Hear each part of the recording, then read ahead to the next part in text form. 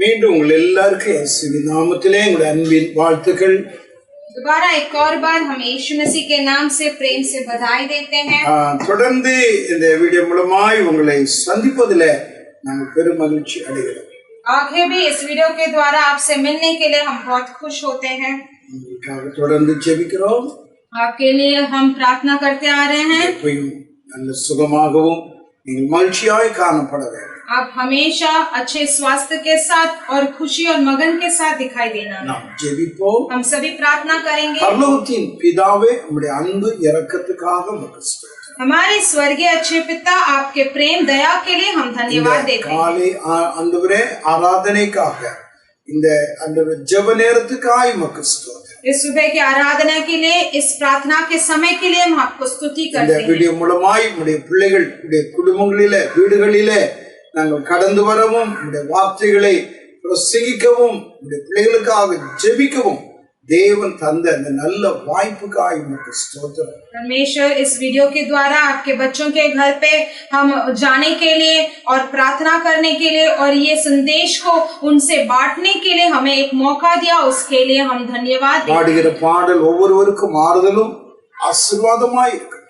गाने वाले गीत हर एक को परमेश्वर वो आशीर्वादित और तसल्ली देने वाला होना चाहिए. தேவனுடைய வார்த்தை வந்திருக்கிற கேட்கிற ஒவ்வொரு பிள்ளைகளுக்கும் அது பிரயோஜனப்படட்டும். परमेश्वर का वचन सुनने वाले हर एक को वो प्रयोजित होना है. இந்த கரங்களை ஒப்புக் கொடுக்கிறோம். आपके हाथों में हम अर्पण करते हैं. आप संभाल लीजिए. यीशु क्रिस्തുவின் நாமத்தில் பிதாவே. यीशु मसीह के नाम से मांगते हैं. आमीन आमीन. நம்ம எல்லாருக்கும் தெரிந்த பாடல், கலங்காதே கலங்காதே கர்த்தர் உன்னை கைவிட மாட்டார்.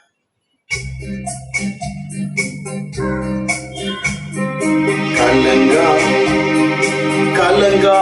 கலங்காதே கர்த்தர் உன்னை கைவிட மாட்டார். கலங்காதே கலங்காதே கர்த்தர் உன்னை கைவிட மாட்டார். காலம் எல்லாம் உடன் இருந்து கரம் பிடித்து நடத்தி செல்வார். காலம் எல்லாம் உடன் இருந்து கரம் பிடித்து நடத்தி செல்வார். கண்ணீரெல்லாம் துடைப்பார். கண்ணீரெல்லாம் துடைப்பார். கண்மணி போல் காத்திடுவார். உன்னை கண்மணி போல் காத்திடுவார். கலங்காதே கலங்காதே கர்த்தர் உன்னை கைவிட மாட்டார். உலகம் உன்னை வெறுக்கும், உற்றார் உன்னை துரத்திடலாம். உலகம் உன்னை வெறுத்தால், உற்றார் உன்னை துரத்திடலாம். உன்னை அழைத்தவரோ, உன்னை அழைத்தவரோ உள்ளங்கையில் ஏந்திடுவார். உன்னை உள்ளங்கையில் ஏந்திடுவார். கலங்காதே கலங்காதே கர்த்தர் உன்னை கைவிட மாட்டார். கல்வாரி காட்சியை பார், காயப்பட்ட இயேசுவை பார். கல்வாரி காட்சியை பார், காயப்பட்ட இயேசுவை பார். கரம் விரித்து அழைக்கின்றார். கரம் விரித்து அழைக்கின்றார். கண்ணீரோடு ஓடி வா, நீ கண்ணீரோடு ஓடி வா. கலங்காதே கலங்காதே கர்த்தர் உன்னை கைவிட மாட்டார். உன் நோய்கள் சுமந்து கொண்டார். உன் பிணிகள் ஏற்றுக்கொண்டார். உன் நோய்கள் சுமந்து கொண்டார். உன் பிணிகள் ஏற்றுக்கொண்டார்.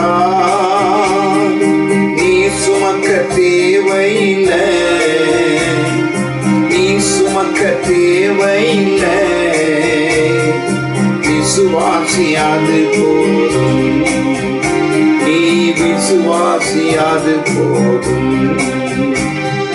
கலங்காதே கலங்காதே, கர்த்தர் உன்னை கைவிட மாட்டார். உலகத்தின் வெளிச்சம் நீ, எழுந்து ஒளி வீசு. உலகத்தின் வெளிச்சம் நீ, எழுந்து ஒளி வீசு. மலை மேல் உள்ள பட்டணம், மலை மேல் உள்ள பட்டணம், நீ மறைவாக இருக்காதே, நீ மறைவாக இருக்காதே. கலங்காதே கலங்காதே, கர்த்தர் உன்னை கைவிட மாட்டார். கலங்காதே கலங்காதே, கர்த்தர் உன்னை கைவிட மாட்டார்.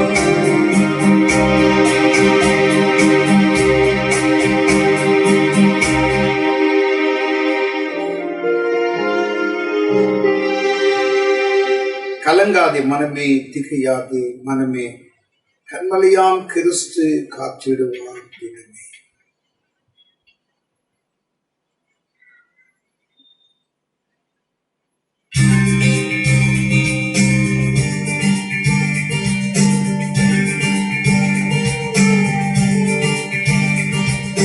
கலங்காதே மனமே,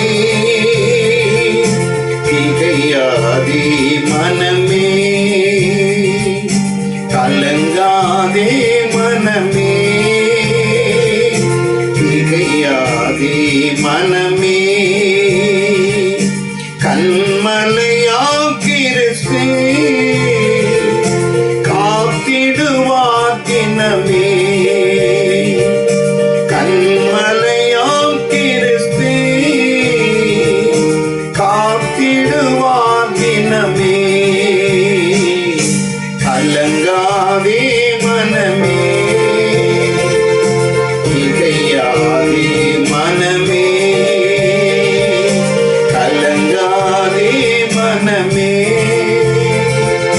திகையாதே மனமே. கவலைப்படாதே, கண்ணீர் சிந்தாதே, கவலைப்படாதே, கண்ணீர் சிந்தாதே. கடைசி வரை உன்னை கைவிட மாட்டார், கடைசி வரை உன்னை கைவிட மாட்டார். கலங்காதே மனமே, திகையாதே மனமே, கலங்காதே மனமே, திகையாதே மனமே. அநாதி தேவனே உனக்கு அடைக்கலம், அநாதி தேவனே உனக்கு அடைக்கலம். அவரது புயங்கள் உந்தன் ஆதாரம், அவரது புயங்கள் உந்தன் ஆதாரம். கலங்காதே மனமே, திகையாதே மனமே, கலங்காதே மனமே, திகையாதே மனமே. அண்டிக்குள் இயேசுவை அடைக்கலம் அவரே, அண்டிக்குள் இயேசுவை அடைக்கலம் அவரே. ஆதரிப்பாரே அமைதிக்குள் மனமே, ஆதரிப்பாரே அமைதிக்குள் மனமே. கலங்காதே மனமே, திகையாதே மனமே, கலங்காதே மனமே, திகையாதே மனமே. கண்மலையாம் கிறிஸ்து காத்திடுவார் தினமே. கண்மலையாம்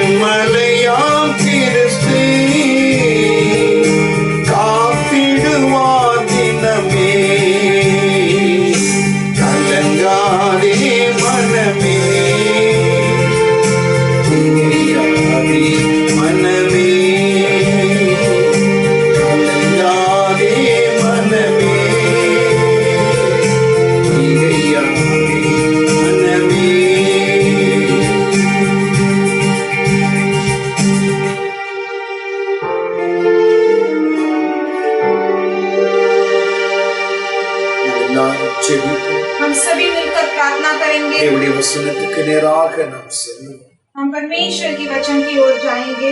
பரலோகத்தின் நல்ல பிதாவே, हमारे स्वर्गीय अच्छे पिता, மீண்டும் நாங்கள் உம்மை துதிக்கிறோம் ராஜா. दोबारा एक और बार हम आपकी स्तुति करते हैं। ஆண்டவரே, நேர்மையான வார்த்தைகளுக்காக பாடலுக்காக உமக்கு ஸ்தோத்திரம். आपके आपके अच्छे प्यारे भरे इस वचनों के लिए और अच्छा भरे संदेश के लिए हम आपको धन्यवाद देते हैं। ஆண்டவரே, எங்களை ஆட்சி தேற்றுகிற அரவணைக்கிற எங்கள் அன்பின் தாயே, परमेश्वर हमें तसल्ली देकर हमें परमेश्वर संभाल के रखने वाले हमारे परमेश्वर காலையில पिता, இந்த வார்த்தைகளை கேட்கிற உம்முடைய பிள்ளைகள் எப்படிப்பட்டவர்களாக இருந்தார், இந்த மக்களை நீங்கள் ஆட்சி தேற்றணும், அரவணைக்கணும், கவலைகள் மனபாரங்களை எடுத்து போடணும். आज परमेश्वर आपके बच्चे जो कोई भी आज इस आराधना में भाग ले रहे हैं, उनकी जो भी व्याकुलता है, जो भी दुख दर्द है, सब दूर करके परमेश्वर उन्हें आप अपना प्रेम देकर आप संभाल के रखिएगा। ஆவியானவர் இடைப்பட आत्मा जी आप उनके எங்களோட साथ கூட बात நீங்க कीजिएगा। பேசுங்க ராஜா. हमारे साथ आप बात இந்த कीजिएगा। வார்த்தைகள் எங்களுக்கு ஆசீர்வாதம் பிரயோஜனமாய் கடந்து வரும். आपके वचन आपके शब्द परमेश्वर हमें प्रयोजित होना है। இயேசு கிறிஸ்துவின் நல்ல நாமத்தில் பிதாவே. यीशु मसीह के अच्छे नाम से मांगते हैं परमेश्वर पिता। தேவனுடைய வசனத்துக்கு நேராக நாம் செல்வோம். हम परमेश्वर की वचन की ओर लौटेंगे। சில நாட்களாக கலக்கத்தை குறித்து என்னை அறியாமலே பலவிதமான ஒரு சிந்தனை எனக்குள்ளாய் ஓடிக்கொண்டே இருந்தது. कई दिनों से दुख के बारे में अनेक दिनों तक मेरे अंदर वो चल रहा था। இந்த நாட்களில அநேக ஜனங்களுடைய நிலவரத்தை நாம் பார்க்காவிட்டாலும் அதை நாம் கேட்கிறோம், அறிகிறோம். इन दिनों में हम अनेक लोगों के जीवन के दुखों को हम देख नहीं पा रहे हैं, लेकिन सुन पा रहे हैं, वो हमें समझ पा रहे हैं। நீங்கள் ஒருவேளை அந்த சூழ்நிலைமைக்கு நேராக நீங்கள் நடத்தப்பட்டு கொண்டு நீங்கள் வரலாம். ऐसा हो सकता है कि आप भी उसी परिस्थिति में गुजर रहे हो। உங்களை உங்களுடைய கவலைகளை மாறணும், உங்களை உற்சாகப்படுத்தணும், அதுதான் என்னுடைய வாஞ்சை. आपके दुखों को बदलना है, आपको खुशी से रखना है, वही मेरा भी चाहत है। தேவனுடைய வசனத்தை இந்த காலையில உங்களோடு கூட நான் பகிர்ந்து கொள்ள நினைக்கிறேன். परमेश्वर के वचन को मैं आज आपसे बांटने के लिए आया இந்த हूं। வார்த்தைகளை கவனமாய் கேளுங்கள், அது உங்களோடு கூட இடைப்படும், உங்களுக்கு ஆசீர்வாதமாய் இருக்கும். इन वचनों को आप ध्यान से सुनिएगा, वो आपके साथ बात करेगा, वो आपको आशीष और யோவான் आशीर्वाद எழுதின देगा। சுவிசேஷம் 14ஆம் அதிகாரம் 1ஆம் வசனத்தை நாம் எடுத்துக்கொள்வோம். योना सुसमाचार का पुस्तक 14वां अध्याय पहला वचन ले लेंगे। உங்கள் இருதயம் கலங்காதிருப்பதாக. तुम्हारा मन व्याकुल ना हो। உங்கள் இருதயம் கலங்காதிருப்பதாக. तुम्हारा मन व्याकुल ना हो। ஆண்டவராகிய இயேசு கிறிஸ்து சீஷர்களை பார்த்து சொன்ன ஒரு நல்ல வார்த்தை, ஒரு ஆறுதலான வார்த்தை, உங்களுடைய இருதயம் கலங்காதிருப்பதாக. परमेश्वर यीशु मसीह अपने चेलों को देखकर बोलने वाला एक अच्छा वचन, जो अच्छा वाक्य जो था, आपका हृदय आपका मन व्याकुल ना हो। இன்றைக்கு உலகத்துக்குள்ளாய் நீங்கள் கடந்து போவீர்கள் என்றால், மனுஷர்களை நீங்கள் கவனிப்பீர்கள் என்றால், ஒவ்வொருடைய வாழ்க்கையிலேயும் ஒரு விதமான கலக்கம், பயம், திகில் ஏற்பட்டு இருப்பதை நீங்கள் காண முடியும், அறிய முடியும். आज लोगों के हृदय में देखिए, उनके मन को अंदर अगर आप उनके साथ जब बात करेंगे तो पता चलेगा कि आज अनेक लोगों के जिंदगी में बहुत सारे व्याकुलता, दुख और डर के साथ गुजर रहे हैं। பார்வைக்கு அதை விளங்காமல், அதை தெரியாமல் இருக்கலாம், ஆனால் அவருடைய உள்ளங்களில் ஆழங்களிலே இப்படிப்பட்ட ஒரு கலக்கம் அவர்களை ஆட்கொண்டிருப்பதை நீங்கள் காண முடியும். बाहर से देखने समय वो हमें दिखता नहीं होगा, लेकिन उनके दिल के गहराई में ऐसे व्याकुलता और दुख से वो भरे रहेंगे। நேற்று ஒரு நியூஸ் பேப்பரை நான் வாசித்தேன். அந்த நியூஸ் பேப்பர்ல எப்படி இருந்தது, படித்த இளைஞர்கள், படித்த பட்டதாரிகள் அவர்களுடைய ஸ்டேட்மெண்டை போட்டிருந்தார்கள். और कल मैं एक न्यूज़पेपर में समाचार में पढ़ा था, समाचार पत्र में, वहां पर उसमें लिखा था कि अनेक पढ़े लिखे नौजवान युवक लोग, उनका एक स्टेटमेंट उन्होंने दिया போஸ்ட் गया था। கிராஜுவேட் இன்ஜினியர் போன்றதான அவிதமாய் ஐடியில மற்றவைகள் இடங்கள் எல்லாம் அவிதமாய் படித்து ஸ்தோத்திரம் இருக்கிற ஒரு நல்ல வாலிபர்களுடைய இருதயங்களிலே இப்பொழுது ஒரு கலக்கம் என்ன என்றால் எங்களுடைய எதிர்காலம் எப்படி இருக்குமோ என்கிற ஒரு பயம் வந்துவிட்டது. आज उन नौजवानों के वाक्य में ऐसा कहा गया था कि वो लोग बोलने लगे कि हम इतने पढ़े लिखे इंजीनियर और पोस्ट ग्रेजुएट हैं, लेकिन हमारा भविष्य आज किस तरह होगा कि ऐसा एक डर उनके अंदर बैठ गया. எங்களுடைய படிப்பு வீணாகி விடுமோ, நாங்கள் படித்ததெல்லாம் வெறுமையா இருக்குமோ என்கிற ஒரு பயம். वो डरने लगे कि उनका पढ़ाई जो है वो व्यर्थ हो जाएगा क्या, जो भी उन्होंने काम किया वो नहीं रहेगा क्या, वैसा एक डर बैठ गया. ஏனென்றால் புதிய வேலை வாய்ப்புகள் இந்த உலகத்திலே இந்தியாவிலே அது கொஞ்சம் கொஞ்சமாய் குறைந்து கொண்டு வருகிறது.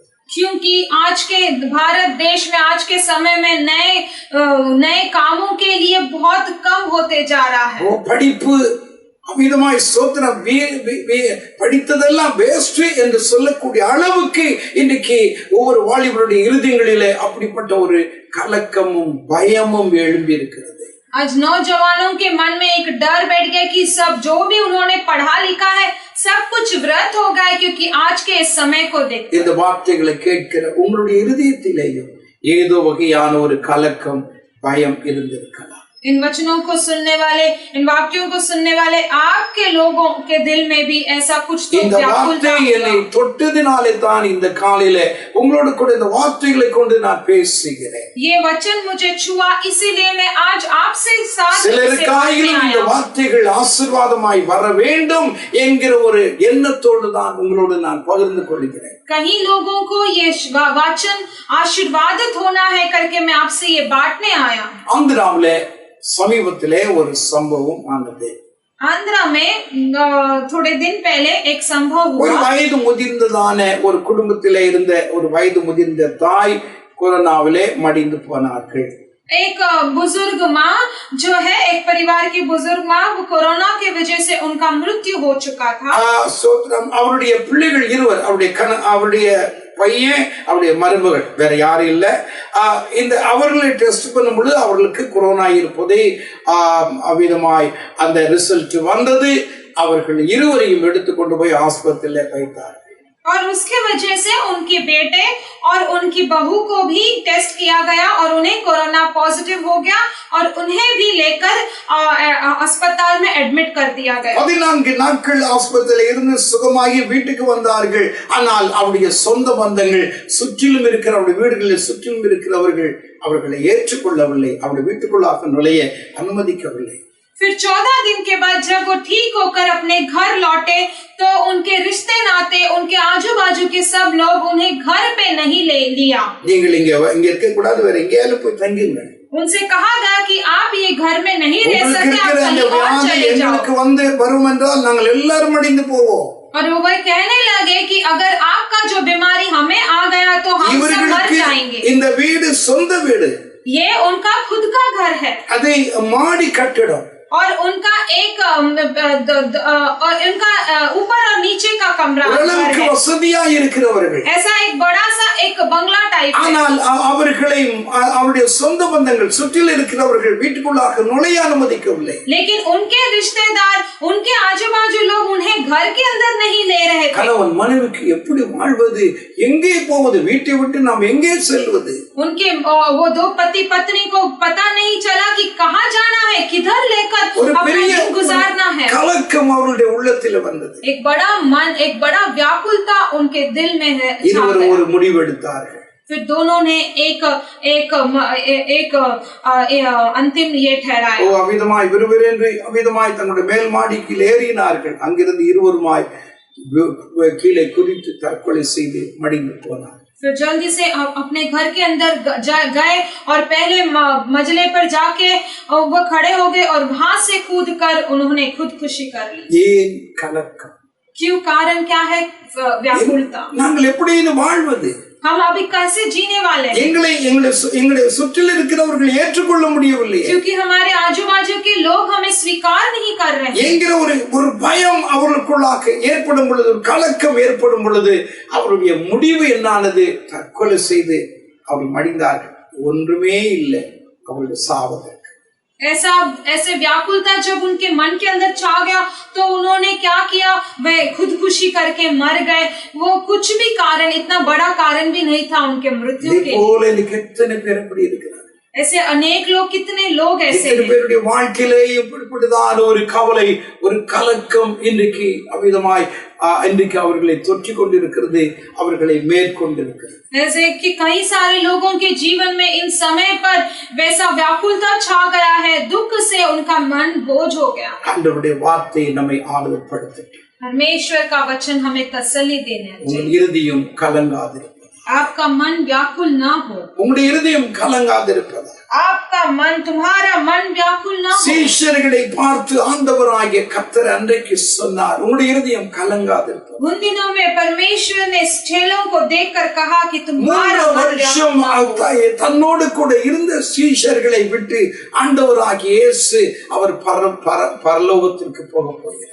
3.5 साल जो परमेश्वर यीशु उन चेलों के साथ थे, अब वो परम स्वर्ग राज्य में जाने वाले। இந்த பூமியிலே அவர்களை விட்டு போக போகிறனே, अब इन्हें इस पृथ्वी में छोड़कर मैं जाने वाला हूँ। சதுசேயர்கள், யூத ஜனங்கள் இவர்களை என்ன செய்வார்களோ ஒரு பெரிய விதமான ஒரு கவலை ஆண்டவராகிய இயேசுவுக்கு இருந்தது। परमेश्वर यीशु को ये परसिया लोग, ये यूदिया लोग, इन लोगों को, इन चेलों को क्या कर लेंगे करके परमेश्वर यीशु को एक बड़ा சீஷர்களுக்கு ஒரு பெரிய கலக்கம்। இதுவரைக்கும் நம்ம எந்த கவலை இல்லாமல் இயேசு இருக்கிறார் என்று இருந்தோம், இப்பொழுது அவரும் இல்லாமல் போகிறாரே என்கிற ஒரு பெரிய ஒரு கலக்கம் அவருடைய உள்ளங்களில் வரும் பொழுது, பயம் ஏற்படும் பொழுது ஆண்டவர் சொன்னார், உடைய இருதயம் கலங்காது।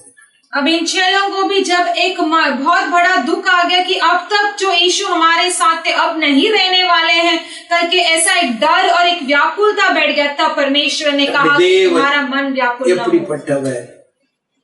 हमारा परमेश्वर किस तरह है, हमें तसल्ली देने वाले। ஏசாயா 66 அதிகாரம், आइज़ाया का पुस्तक 66 अध्याय 13 வசனத்திலே 13 वचन में, ஒரு தாய் தேற்றுவது போல நான் உங்களை தேற்றுவேன், நீங்கள் என்னால் தேற்றப்படுவீர்கள்। जिस तरह अपने एक माता अपने पुत्रों को शांति देती है, उस तरह मैं भी आपको शांति दूंगा और आप मुझ में शांति தாய் पाओगे। தேற்றுவது போல நான் உங்களை தேற்றுவேன்। जिस तरह एक माँ अपने पुत्रों को शांति देती है, उसी तरह मैं भी आपको तसल्ली। அருமையான ஒரு வார்த்தை। ஆண்டவர் என்ன சொல்கிறார்? ஒரு தாயை போல, ஒரு அம்மாவை போல, ஒரு பிள்ளையை பெற்றெடுத்த ஒரு தாயை போல நான் உன்னை தேற்றுவேன்। कितना अच्छा परमेश्वर ने कहा है कि एक माँ की तरह, जैसे एक माँ अपने पुत्र को तसल्ली देती है, उसी तरह मैं भी आपको शांति। யோவான் 14:16 ஆண்டவர் சொல்றார், நான் உன்னை திக்கற்றவனா விட மாட்டேன்। योना का पुस्तक 14:16 में कहते हैं कि मैं तुझे वैसे ही जाने नहीं दूंगा। உன்னை தேற்றுவதற்கு ஒருவரை நான் அனுப்புவேன், அவர் உன்னை தேற்றுவார்। तेरे साथ रहने के लिए, तसल्ली देने के लिए मैं उन्हें भेजूंगा, वो तेरे साथ रहेंगे கவலையோடு கூட இரு என்று சொல்லி நான் விட்டு விட மாட்டேன்। और तू ऐसे ही व्याकुलता से रह करके मैं तुझे नहीं छोड़ूंगा। அருமையானவரை நாம் இரட்சகராக ஏற்றிருக்கிறோம்। कितने एक अच्छा परमेश्वर उद्धारकर्ता को हमने पाया। கவலையிலே, நம்முடைய துக்கத்திலே, நம்முடைய நெருக்கத்திலே, நம்முடைய எல்லாவற்றிலேயும் பங்கு பெறுகிற ஆண்டவர் நம்முடைய ஆண்டவராகிய இயேசு। हमारे व्याकुलता में, हमारे दुख में, हमारे सब कुछ में जो बांटने वाले परमेश्वर वो परमेश्वर है। दुखम அவருக்கு தான் தெரியும்। हमारा जो दुख है वही जानते हैं, பக்கத்தில் இருக்கிற மற்றவர்களுக்கு அது தெரியாது। आजू बाजू के लोग नहीं जानते हैं। உங்களுடைய குடும்பத்தில் இருக்கிற கணவனுக்கோ மனைவிக்கோ பிள்ளைகளுக்கு கூட தெரியாது உங்களுடைய துக்கங்கள், உங்களுடைய கலக்கங்கள்। आपके दुखों को ना आपके परिवार के कोई भी सदस्य हो या पति या बच्चे, कोई भी नहीं जानते। நீதிமொழிகள் 14 அதிகாரம் 10 வசனத்திலே இருதயத்தின் கசப்பு இருதயத்துக்கு தான் தெரியும்। नीति वचन 14:10 में हम पढ़ते हैं कि अपना मन का दुख अपने मन ही जानता है। வேற யாருக்கு தெரியாது? कोई और नहीं जानता है। இருதயத்தினுடைய கசப்பு, இருதயத்தினுடைய துக்கம் இருதயத்துக்கு தான் தெரியும்। मन खुद ही जानता है उसका अपना दुख। அதனுடைய மகிழ்ச்சிக்கு அந்நியன் உடன்பட முடியாது। वो उसके खुशी को कोई और नहीं देख सकता। வேற யாருக்கும் அது உரிமையாக முடியாது। ஏனென்றால் யாருக்கு இருதயம் இருக்கிறதோ அவருக்கு தான் தெரியும் நம்முடைய கவலை, அவருக்கு தெரியும்। जिसका मन व्याकुल है वो ही जानता है, कोई और नहीं जान पाएगा, लेकिन परमेश्वर जानते हैं। அவர் சொல்லுகிறார் நல்ல வார்த்தை, உங்களுடைய இருதயம் கலங்காது. वो कहते हैं एक अच्छा वचन, आपका मन व्याकुल ना हो। ஏன் கலக்கம் ஏற்படுகிறது? क्यों व्याकुलता आ जाता அந்த है? கவலை கலக்கத்திலிருந்து நாம் எப்படி விடுதலை அடைவது? उस व्याकुलता से हमें कैसे छुटकारा पाना है? அதுதான் இந்த காலையில உங்களோட நான் பேச போகிற வார்த்தை. वही आज इस सुबह के समय पर मैं आपसे बांटने आया हूँ। ஆதியாகமத்தின் புஸ்தகம் 34ஆம் அதிகாரம் 30ஆம் வசனத்தை எடுத்துக்கொள்வோம். उत्पत्ति का पुस्तक 34वां अध्याय 30वां वचन हम सभी ले என் लेंगे। வாசனையை நீங்கள் கெடுத்ததினால் என்னை கலங்க பண்ணினீர்கள் என்றார். और मेरे आपने इसको बुराई किया, इसीलिए आपने मुझे व्याकुल किया। என் வாசனையை நீங்கள் கெடுத்ததினால் நீங்கள் என்னை கலங்க பண்ணினீர்கள். और जो आपने मेरे आपने इसे उसने गंदगी फैलाया, इसीलिए मुझे मेरा मन व्याकुल हो गया है। தகப்பனாகிய யாக்கோபு தன் பிள்ளைகளை கூப்பிட்டு அவன் சொன்ன ஒரு வார்த்தை. और अपने बेटे को बुलाकर उसने पिता ने कहा एक 13 பிள்ளைகளை யாக்கோபு பெற்றெடுத்தார். 11 पुत्रों को याकूब ने जन्म दिया। 13 பிள்ளைகள், 13 children. 13 पुत्रों को याकूब ने जन्म दिया। ஒரு பிள்ளை யோசேப்பை தவிர ஒரு பிள்ளை ஆயினும் தகப்பனுக்கு ஒரு உறுதுணையாய், தகப்பனுக்கு ஒரு ஆறுதலாய் இருக்கணும். ஒண்ணுமே கிடையாது. ஒவ்வொன்றும் ஒவ்வொரு டிசைனா தான் இருந்துச்சு. हर एक पुत्र जो है, कोई भी लड़के उनके कोई भी उनका काम करना है, कुछ नहीं, सब अपने अपने कार्य में ही मग्न थे। 12 ஆண் பிள்ளைகள், ஒரு பெண் பிள்ளை. 12 पुत्र थे और एक लड़की थी। ஒரு பிள்ளையாயிலும் யாக்கோபுக்கு ஒரு ஆறுதலாய் இருக்கிறார். कोई भी बच्चे उनके लिए एक तसल्ली बनके या शांति से யாக்கோபுக்கு வந்த கலக்கம் பிள்ளைகளின் நிமித்தமாக வந்தது. याकूब को जो व्याकुलता आ गया वो उनके वजह से आ गया। உங்களுடைய பிள்ளைகளின் நிமித்தமாய் கலக்கம் இருக்கிறதா? आपके बच्चों के वजह से क्या आपका मन व्याकुल है क्या? ஒரு நாள் ஒரு தாய் எனக்கு போன் பண்ணாங்க. एक दिन एक माँ ने मुझे फोन किया। என் பிள்ளை குறித்து நான் கவலைப்படுகிறேன் என்று சொல்லி மிக கவலையாய் என்னோட பேசினார்கள் போன்ல. उन्होंने कहा कि मेरे बेटे के बारे में सोचकर मैं बहुत व्याकुल हो गई हूँ, बोलकर बहुत दुख हो रहे थे। சாசு இன்னைக்கு பிள்ளைகளை வஞ்சித்து பலவிதமான நிலைமைக்குள்ளாக என்னை கொண்டு போகிறார். आज शैतान जो है बच्चों को बहुत दुखों के बीच में लेके जा रहा है। கவனிக்க வேண்டியது பெற்றோர்கள் மிக கவனமாய் கவனிக்க வேண்டியது இருக்கிறது. आज के समय पर माता पिता बहुत ध्यान से अपने बच्चों को देखभाल करना है। இன்றைக்கு பெற்றோருக்கு கலக்கம் ஏற்படுகிறது. आज बच्चों के वजह से माता पिता व्याकुल हो गए हैं। இந்த கலக்கத்துக்கு காரணம் யாக்கோபு தான் காரணம். ये व्याकुलता का कारण याकूब ही है। ஏனென்றால் क्यों कहे तो 33ஆம் அதிகாரம் 17ஆம் வசனத்திலே 33वां अध्याय 17 वचन में இங்கே யாக்கோபு சீகேம் என்கிற ஊருக்கு வந்தான், அங்கே வீடு கட்டினான் என்று வாசிக்கிறோம். यहाँ पर याकूब जो है सुकोत नामक एक गांव में आया, शहर में आया, वहाँ पर उनका एक घर बनाया। இதுவரைக்கும் குடாரத்திலே இருந்தான். अब तक एक छोटा सा एक निवास में था, ஆனால் இப்பொழுது ஒரு வீட்டை கட்டினான். लेकिन अब वो उसने घर बनाया। தேவன் அவர்களுடைய ஆவிக்குரிய வாழ்க்கை என்ன என்றால் அவர்கள் கூடாரவாசிகளாக இருக்க வேண்டும். और परमेश्वर के उनके आत्मा के जीवन में क्या है कि वह लोग वैसे ही घोंसले के ஆரம்ப நாளிலே அவன் கூடாரவாசியும் குணசாலியுமாகத்தான் இருந்தான் என்று ஆதியாகமம் 27ஆம் அதிகாரத்திலே வாசிக்கிறோம். और उत्पत्ति का पुस्तक 27 में हम पढ़ते हैं कि याकूब उन दिनों में एक छोटे से घर में रहने का। தேவனுடைய பிள்ளைகளாகி அவர்கள் இன்றைக்கு ஒரு இடத்துல இருப்பார், நாளைக்கு ஒரு இடத்துல. ஏனென்றால் அவர்கள் எல்லாரும் ஒரு ஆவிக்குரிய பிரயாணங்களிலே போய் கொண்டிருந்தார். वो एक तंबू में रहते थे, वो आज एक तंबू में रहेंगे तो दूसरे समय किसी और जाकर कहाँ रहेंगे। தேவன் அவர்களுக்கு எந்த தேசத்தை, கானான் தேசத்தை கொடுத்தாரோ அதை போய் அடைவதற்காய் ஒவ்வொரு ஊராக அவர்கள் கூடாரமிட்டு கடந்து போய் கொண்டே இருந்தார். परमेश्वर जो भी देते हैं वो सभी देशों में हर एक जगह पे रहने के लिए वो तंबू बनाकर यहाँ वहाँ रहना। இங்கே நாம் வாசிக்கிறோம் யாக்கோபு ஒரு வீட்டை கட்டினார். लेकिन अब यहाँ पर हम पढ़ते हैं याकूब ने एक घर बनाया, அவருடைய மகள் அதை கவனிக்கிறாள். उसकी बेटी देखती है। நம்முடைய தகப்பன் ஒரு வீட்டை கட்டிட்டார். अब अपने पिता ने घर बनाया। ஸ்தோத்திரம். சீக்கிரமா இந்த இடத்தை விட்டு அவர் சீக்கிரமா போக மாட்டார். अभी इस जगह से वो जल्दी नहीं जाएंगे। சில மாதங்களாயிலும் சில வருஷங்களாயிலும் அங்கே குடியிருக்கலாம். अब थोड़े समय तक, महीनों भर, सालों भर वहाँ पर रहेंगे। அப்படி இருக்கிறபடினால் நாம் இந்த ஊரெல்லாம் எப்படி இருக்குன்னு போய் பார்த்து வந்துருவோம். अब ऐसे ही रहने वाले, इसलिए यहाँ वहाँ जाके पूरा गांव शहर घूम कर आ जाए। 4ஆம் அதிகாரம் 1ஆம் வசனத்திலே அவிதமாய் அந்த ஊரெல்லாம் சுற்றி பார்ப்பதற்காக போயிருந்தார். 34वां अध्याय 1 वचन में यहाँ वहाँ सब वो गांव घूमने फिरने के लिए गई थी।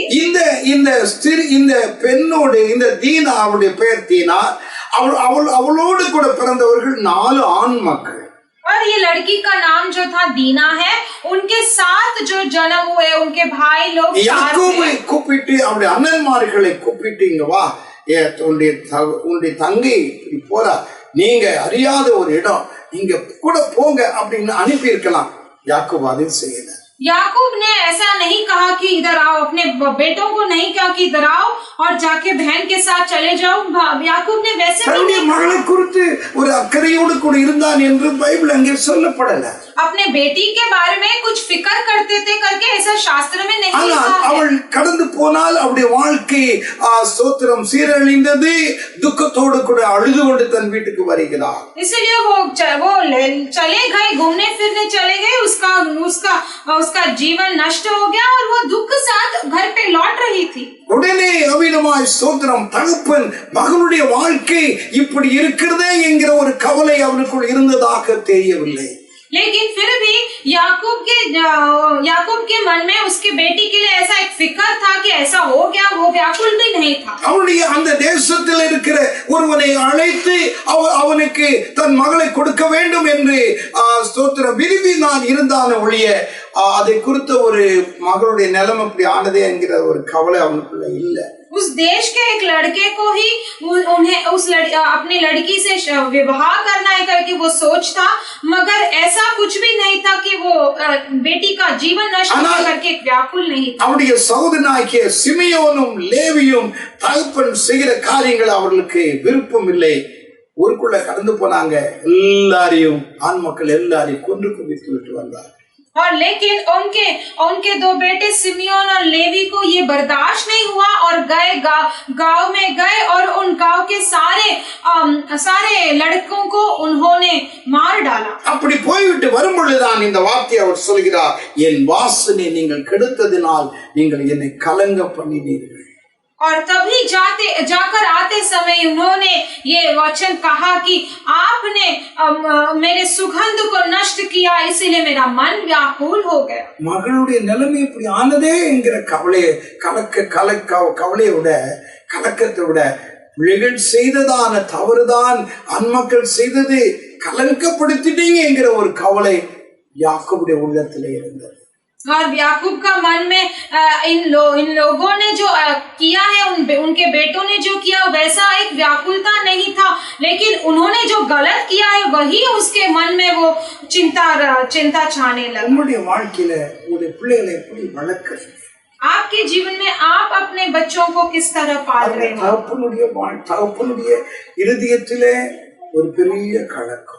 देखिए यहाँ पर पिता के मन में एक बड़ा व्याकुलता आ गया। சகோதரர்கள் இருவரும் ஒரு கொலைகாரர்களாய் மாறினார்கள்.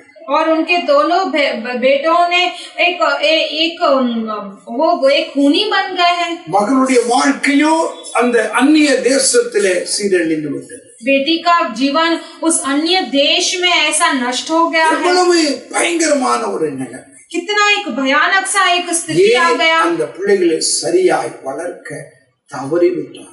क्यों? क्योंकि उन्होंने अपने बच्चों को बराबर से पालन पोषण नहीं किया। சரியான நிலைமையிலே நீங்கள் வளர்ப்பீர்கள் என்றால் உங்களுடைய முதிர் வயதிலே அமிதமாய் ஸ்தோத்திரம் உங்களுடைய பிள்ளைகள் உங்களுக்கு கிரீடமாய் விளங்குவார்கள். अगर आप अपने बच्चों को एक सही नियम से आप पालन करेंगे तो आपके बच्चे आपके बुजुर्ग के समय पर आपको मुकुट की तरह दिखाई देंगे। ஆபிரகாமை கவனித்து பாருங்கள். ஆபிரகாமுக்கு ஒரே ஒரு குமாரன் ஈசாக்கு. அவனை எவ்வளவு கீழ்ப்படிதல் உள்ளவனாய் தியானிக்கிற புருஷனாய், எவ்வளவு விசுவாசம் உள்ளவனாய் ஆபிரகாம் அவனை மாற்றி வைத்திருந்தார். और अब्राहम को देखिएगा, उनका एक ही पुत्र था इसहाक। उसने उन्हें इसहाक को कितने प्यार से, अच्छे से, ध्यान से, परमेश्वर के भय से उसे पालन पोषण किया। யாக்கோபுக்கு தன்னுடைய தகப்பனாகிய ஈசாக்கை குறித்து நன்றாக தெரியும். याकूब को अपने पिता ईसाक के बारे में अच्छा जानता था। என் ஈசாக்கின் பயபக்திக்குரியவர் என்று அடிக்கடி சொல்லுவார். ईसाक के भयभीति मानने वाला करके हमेशा कहते रहते தேவன் மேல் அவருக்கு ஒரு பயபக்தி இருந்தது. मेरे परमेश्वर के ऊपर एक भयभीति था उन्हें। பெற்றோரிடத்தில் அவர்கள் எல்லாரும் அனுபவித்தார்கள். ஆனால் தங்களுடைய பிள்ளைகளுக்கு அதை கற்றுக் கொடுக்க वो अपने माता पिता से सब कुछ सीख कर आए, लेकिन अपने बच्चों को उन्होंने नहीं सिखाया। வாழ்க்கை எப்படி இருக்கிறது? आपका जीवन किस तरह है? अब யாக்கோபுடைய வீட்டிலே கலக்கம் ஏன் வந்தது? பிள்ளைகளின் நிமித்தமாய் வந்தது. याकूब के मन में, उसके घर में व्याकुलता क्यों छा गया? उसके बच्चों के ஒரே ஒரு பெண் மகள், அவளை குறித்து ஒரு கலக்கம், ஆண் மக்களை குறித்து ஒரு கலக்கம்.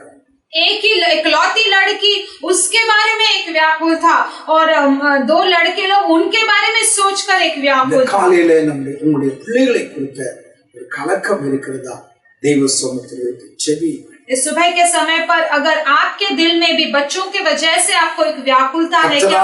परमेश्वर की ओर देखकर प्रार्थना कीजिए। परमेश्वर से नामुमकिन कुछ भी नहीं है। எல்லாவற்றையும் மாற்றி அமைக்க அவராலே முடியும். परमेश्वर से सब कुछ बदलने के लिए संभव है। அகஸ்டின் என்று சொல்லக்கூடிய ஒருவர் அநேக நூற்றாண்டுகளுக்கு முன்பாக வாழ்ந்த ஒரு பெரிய பரிசுத்தர். अगस्टिन नामक एक व्यक्ति था जो कहीं दिनों पहले उनका वो पवित्र व्यक्ति थे। அவனை सेंट अगस्टिन என்று சொல்லுவார்கள். उन्हें पवित्र अगस्टिन करके बुलाया जाता था।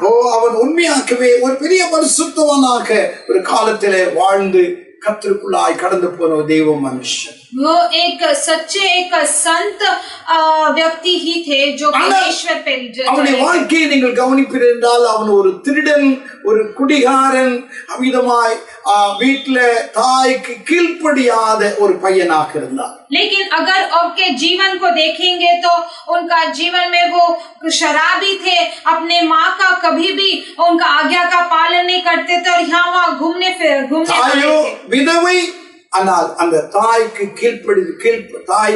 கீழ்ப்படுகிற ஒரு மகனாக அல்ல, வீட்டில் இருக்கிற எல்லா பொருட்களையும் எடுத்து அவன் சூதாடவும் அவன் குடிக்கும்படியாக அவன் கடந்து போவான். और वो अपनी माँ जो है वो एक विधवा थी, लेकिन उस माँ का आज्ञा का पालन नहीं करता था। वो यहाँ वहाँ सब घर के सारी चीजों को पत्तों में ऐसे नशे में ऐसे भेज देता था। மகனுக்காக ஒவ்வொரு நாளும் அந்த தாய் மணிக்கணக்காய் தேவ சமூகத்திலே கண்ணீரோடு கூட அழுது ஜெபிப்பார். लेकिन वो माँ जो है अपने बेटे के लिए हर एक दिन घंटों भर वो अपने बेटे के लिए परमेश्वर की ओर देखकर प्रार्थना करती। उसका प्रार्थना व्यर्थ नहीं हुआ, அவருடைய விண்ணப்பம் வீணாகவில்லை, उनका विनती व्यर्थ नहीं गया। ஒரு நாள் அந்த அகஸ்டின் தன்னுடைய வீட்டில் இருக்கிறதான பொருட்களை எடுத்து திருடி அதை விற்று தாயிடத்திலும் சொல்லாமல் ரோமாபுரிக்கு ஓடிவிட்டார். एक दिन उसके घर के सारे चीजों को उस अगस्टिन ने बेचकर उन पैसों से वो रोमाबुरी नामक एक शहर में भाग गया।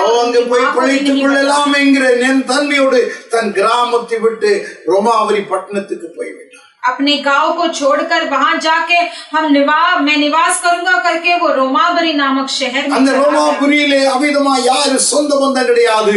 ரோட்டிலே ஒரு அனாதையாய் அவன் போய் கொண்டிருக்கும் பொழுது சில வாலிபர்கள் எல்லாரும் ரோட்டிலே நின்று இயேசுவை குறித்து பாடவும் சாட்சி சொல்லவுமாய் இருக்கிற அந்த காட்சி அவன் பார்த்தான். பக்கத்துல போய் நின்றான். और वहां पर उसके कोई रिश्तेदार नहीं थे, लेकिन अनाथ तरीके से वो रास्ते में चल रहा था। तब वहां पर 4-5 युवक लोग मिलकर गीत गा रहे थे, परमेश्वर के बारे में गवाही दे रहे थे। उसने वो सुनकर இந்த நிலைமையை ஆண்டவராகிய கர்த்தர் எப்படி எங்களை மாற்றினார் என்பதை குறித்து அவர்கள் தங்களுடைய அனுபவ சாட்சிகளை சொல்லிக் கொண்டிருக்கும் பொழுது அகஸ்டின் தொடப்பட்டார். और वो लोग बात करने लगे थे हम कैसे थे और परमेश्वर ने हमारे जीवन को किस तरह बदला। ऐसे गवाही सुनते ही अगस्टिन जो है वो उनको वो छू पड़े। இயேசு எங்களுடைய வாழ்க்கையை மாற்றினார். पर यीशु ने हमारे जीवन को என்னை बदला। போல ஒரு துன்மார்க்கன் யாரும் இருக்க முடியாது. அப்படிப்பட்ட என்னை மாற்றின தெய்வம் உங்களையும் மாற்றுவார் என்று தெருக்களிலே நின்று கொண்டு போகிறவர்கள் வருகிறவர்களுக்கு கிறிஸ்துவை குறித்து சுவிசேஷமாய் அறிவித்தார்.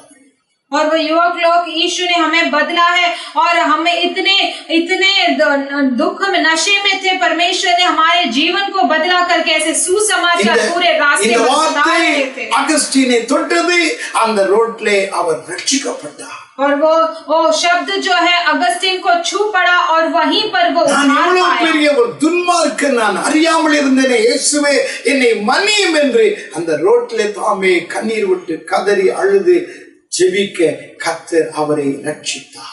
और मैं एक इतना बड़ा दुष्ट आदमी हूँ, मैंने कितना गलतियां किया करके वहीं पर माफी मांगकर वो परमेश्वर की ओर देखकर आंसू बहाकर प्रार्थना करने लगा। சந்தோஷத்தை தன் தாய்க்கு அறிவிக்க வேண்டும் என்கிற தன்மையோடு கூட திரும்ப தன்னுடைய கிராமத்துக்கு அவர் ஓடினார். தன் தாயோ தொடர்ந்து ஆண்டவரை நோக்கி தன் பிள்ளைக்காக ஜெபித்துக் கொண்டிருக்கும் பொழுது இவரும் போய் பக்கத்தில் உட்கார்ந்து கொண்டு இயேசுவேன்னு சொல்லி அழுது அவனும் கர்த்தருக்கு நன்றி சொல்லிக் கொண்டிருக்கிற சப்தத்தை தாய் கேட்டார். और दोबारा वो अपने गांव में जाकर इस माँ को जाकर इस खुशी का बताना है करके वो जाता है। उसकी माँ वहां पर घुटने टिका कर प्रार्थना कर रही थी। उसके बाजू में आकर ये अगस्टिन बैठ गया और वो भी यीशु करके पुकारने लगा। और ये माँ ने सुना பக்கத்திலே ஒரு சப்தம் கேட்கிறதே.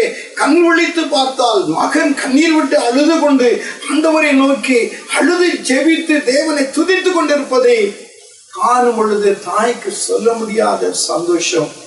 ஜெபத்தை நிறுத்திவிட்டு தன் பிள்ளையிடத்திலே கேட்டால் என்ன நடந்தது அப்பா? और उस माँ ने जो आवाज सुना तो देखा कि उसका बेटा रोकर परमेश्वर का धन्यवाद कर रहा था। तो उस माँ इतना खुश हो गई, वो पूछने लगी कि बेटा क्या हो गया करके। இதே ஆண்டவர் என்னை மாற்றினார். तब उसने कहा मेरे परमेश्वर ने मुझे बदल दिया। என்னை தேவன் மாற்றினார். मैं एक दुष्ट व्यक्ति था लेकिन परमेश्वर ने मुझे बदल दिया। பாவங்களை கழுவி சுத்திகரித்து என்னை ஒரு நல்ல தேவ மனுஷனாய் மாற்றினது. उनके लहू ने मेरे पापों को धुलाकर शुद्ध करके मुझे आज एक अच्छा एक परमेश्वर का व्यक्ति बनाया। ஒரு பெரிய ஒரு ஊழியக்காரராய் மாறினார். वो एक अच्छा परमेश्वर का दास बन गया। அநேகரை ரட்சிப்புக்குள்ளாக நடத்தினார். अनेक लोगों को उद्धारता में लेकर आया। காலத்திலே அவரை குறித்து சாதாரணமான அகஸ்டின் அல்ல செயின்ட் அகஸ்டின் என்று சொல்லக்கூடிய அளவுக்கு அவர் ஒரு பெரிய பரிசுத்தவானாய் விளங்கினார். और भविष्य में उसे सिर्फ अगस्टिन नहीं लेकिन संत अगस्टिन करके उसका नाम दिया गया और वो एक पवित्र व्यक्ति बन गया। இந்த வாலிபனை மாற்றின தெய்வம் உங்களுடைய பிள்ளைகளை மாற்றுவார்.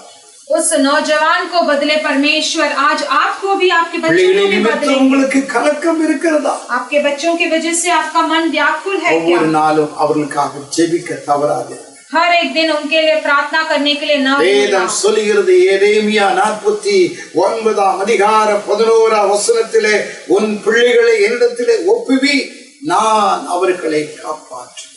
और यिर्मयाह 39:11 में परमेश्वर का वचन कहता है कि अपने बच्चों को अपने मुझ पर अर्पण करो और मैं उन्हें संभाल के रखूंगा। நான் அவர்களை காப்பாற்றுவேன், நான் அவர்களை ரட்சிப்பேன், நான் அவர்களை நடத்துவேன். मैं उन्हें संभालूंगा, मैं उन्हें उद्धार दूंगा, मैं उन्हें चलाऊंगा। முதலாவது பிள்ளைகளின் நிமித்தமாய் கலக்கம். पहली बात बच्चों के वजह से एक இரண்டாவதாக ஸ்தோத்திரம் ஊழியத்தின் நிமித்தமாய் கலக்கம். दूसरी बात एक परमेश्वर के सेवा के वजह से। 2 கொரிந்தியர் 4 அதிகாரம் 8 வசனத்திலே दूसरा कोरिन्थियों का पुस्तक 4:8 में கலக்கம் அடைந்து மனமுறிவு அடையவில்லை. मैं निरुपाय तो है पर निराश नहीं होते। அப்போஸ்தலனாகிய பவுல் சொல்லுகிறார், தன்னுடைய அனுபவங்களை சொல்லிக் கொண்டு வரும் பொழுது ஸ்தோத்திரம் கலக்கம் அடைந்தோ ஆனால் எங்களுடைய மனம் முறிந்து போகவில்லை.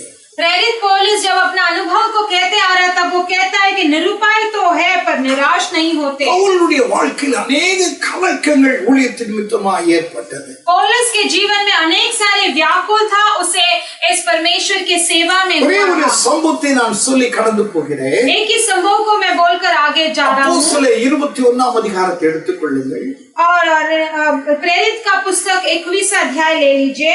அப்போஸ்தலனாகிய பவுல் எருசலேமுடைய தேவாலயத்துக்கு போய் தான் ஸ்தோத்திரம் பொருத்தனை பண்ணின அந்த பொருத்தனை காணிக்கையும் ஆண்டவருக்கு நன்றி சொல்லவும் அவ்விதமாய் தேவனுடைய ஆலயத்துக்குள்ளாக அவர் கடந்து போய் தன்னுடைய பொருத்தனை எல்லாவற்றையும் நிறைவேற்றி கொண்டிருந்தார்।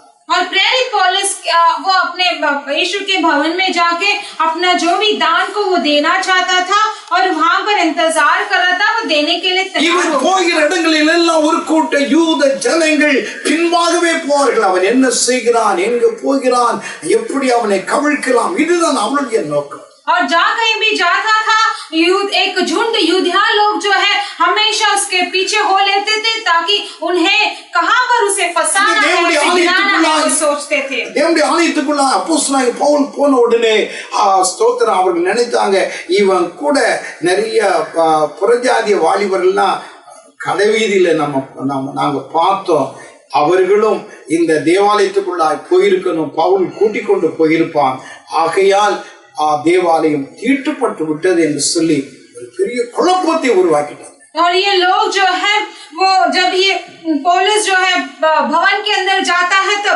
ये लोग बाहर से सोचते हैं कि उनके साथ जो नौजवान अन्य जाति के लोग थे वो भी उन्हें भी मैंने उनके साथ देखा था, वे लोग भी उस भवन के अंदर जाके अब उसमें गंदगी पहुंचाया।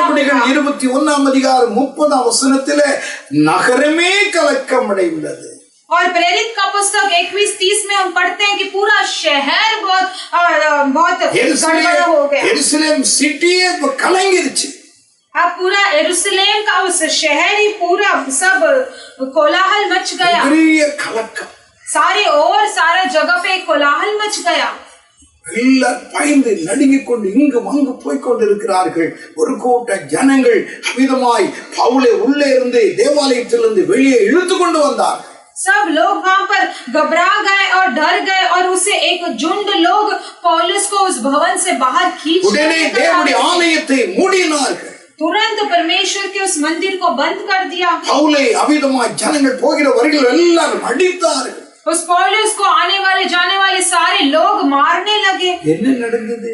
क्या हुआ? கலக்கத்துக்கு ஒண்ணுமே இல்லை, व्याकुलता, ऐसे कोलाहल का मचने के लिए कोई शब्द नहीं था। தேவாலயத்தை மூடினார், लेकिन उन्होंने उस मंदिर के द्वार को बंद किया। பவுலை அடித்தார், पौलुस को मारा।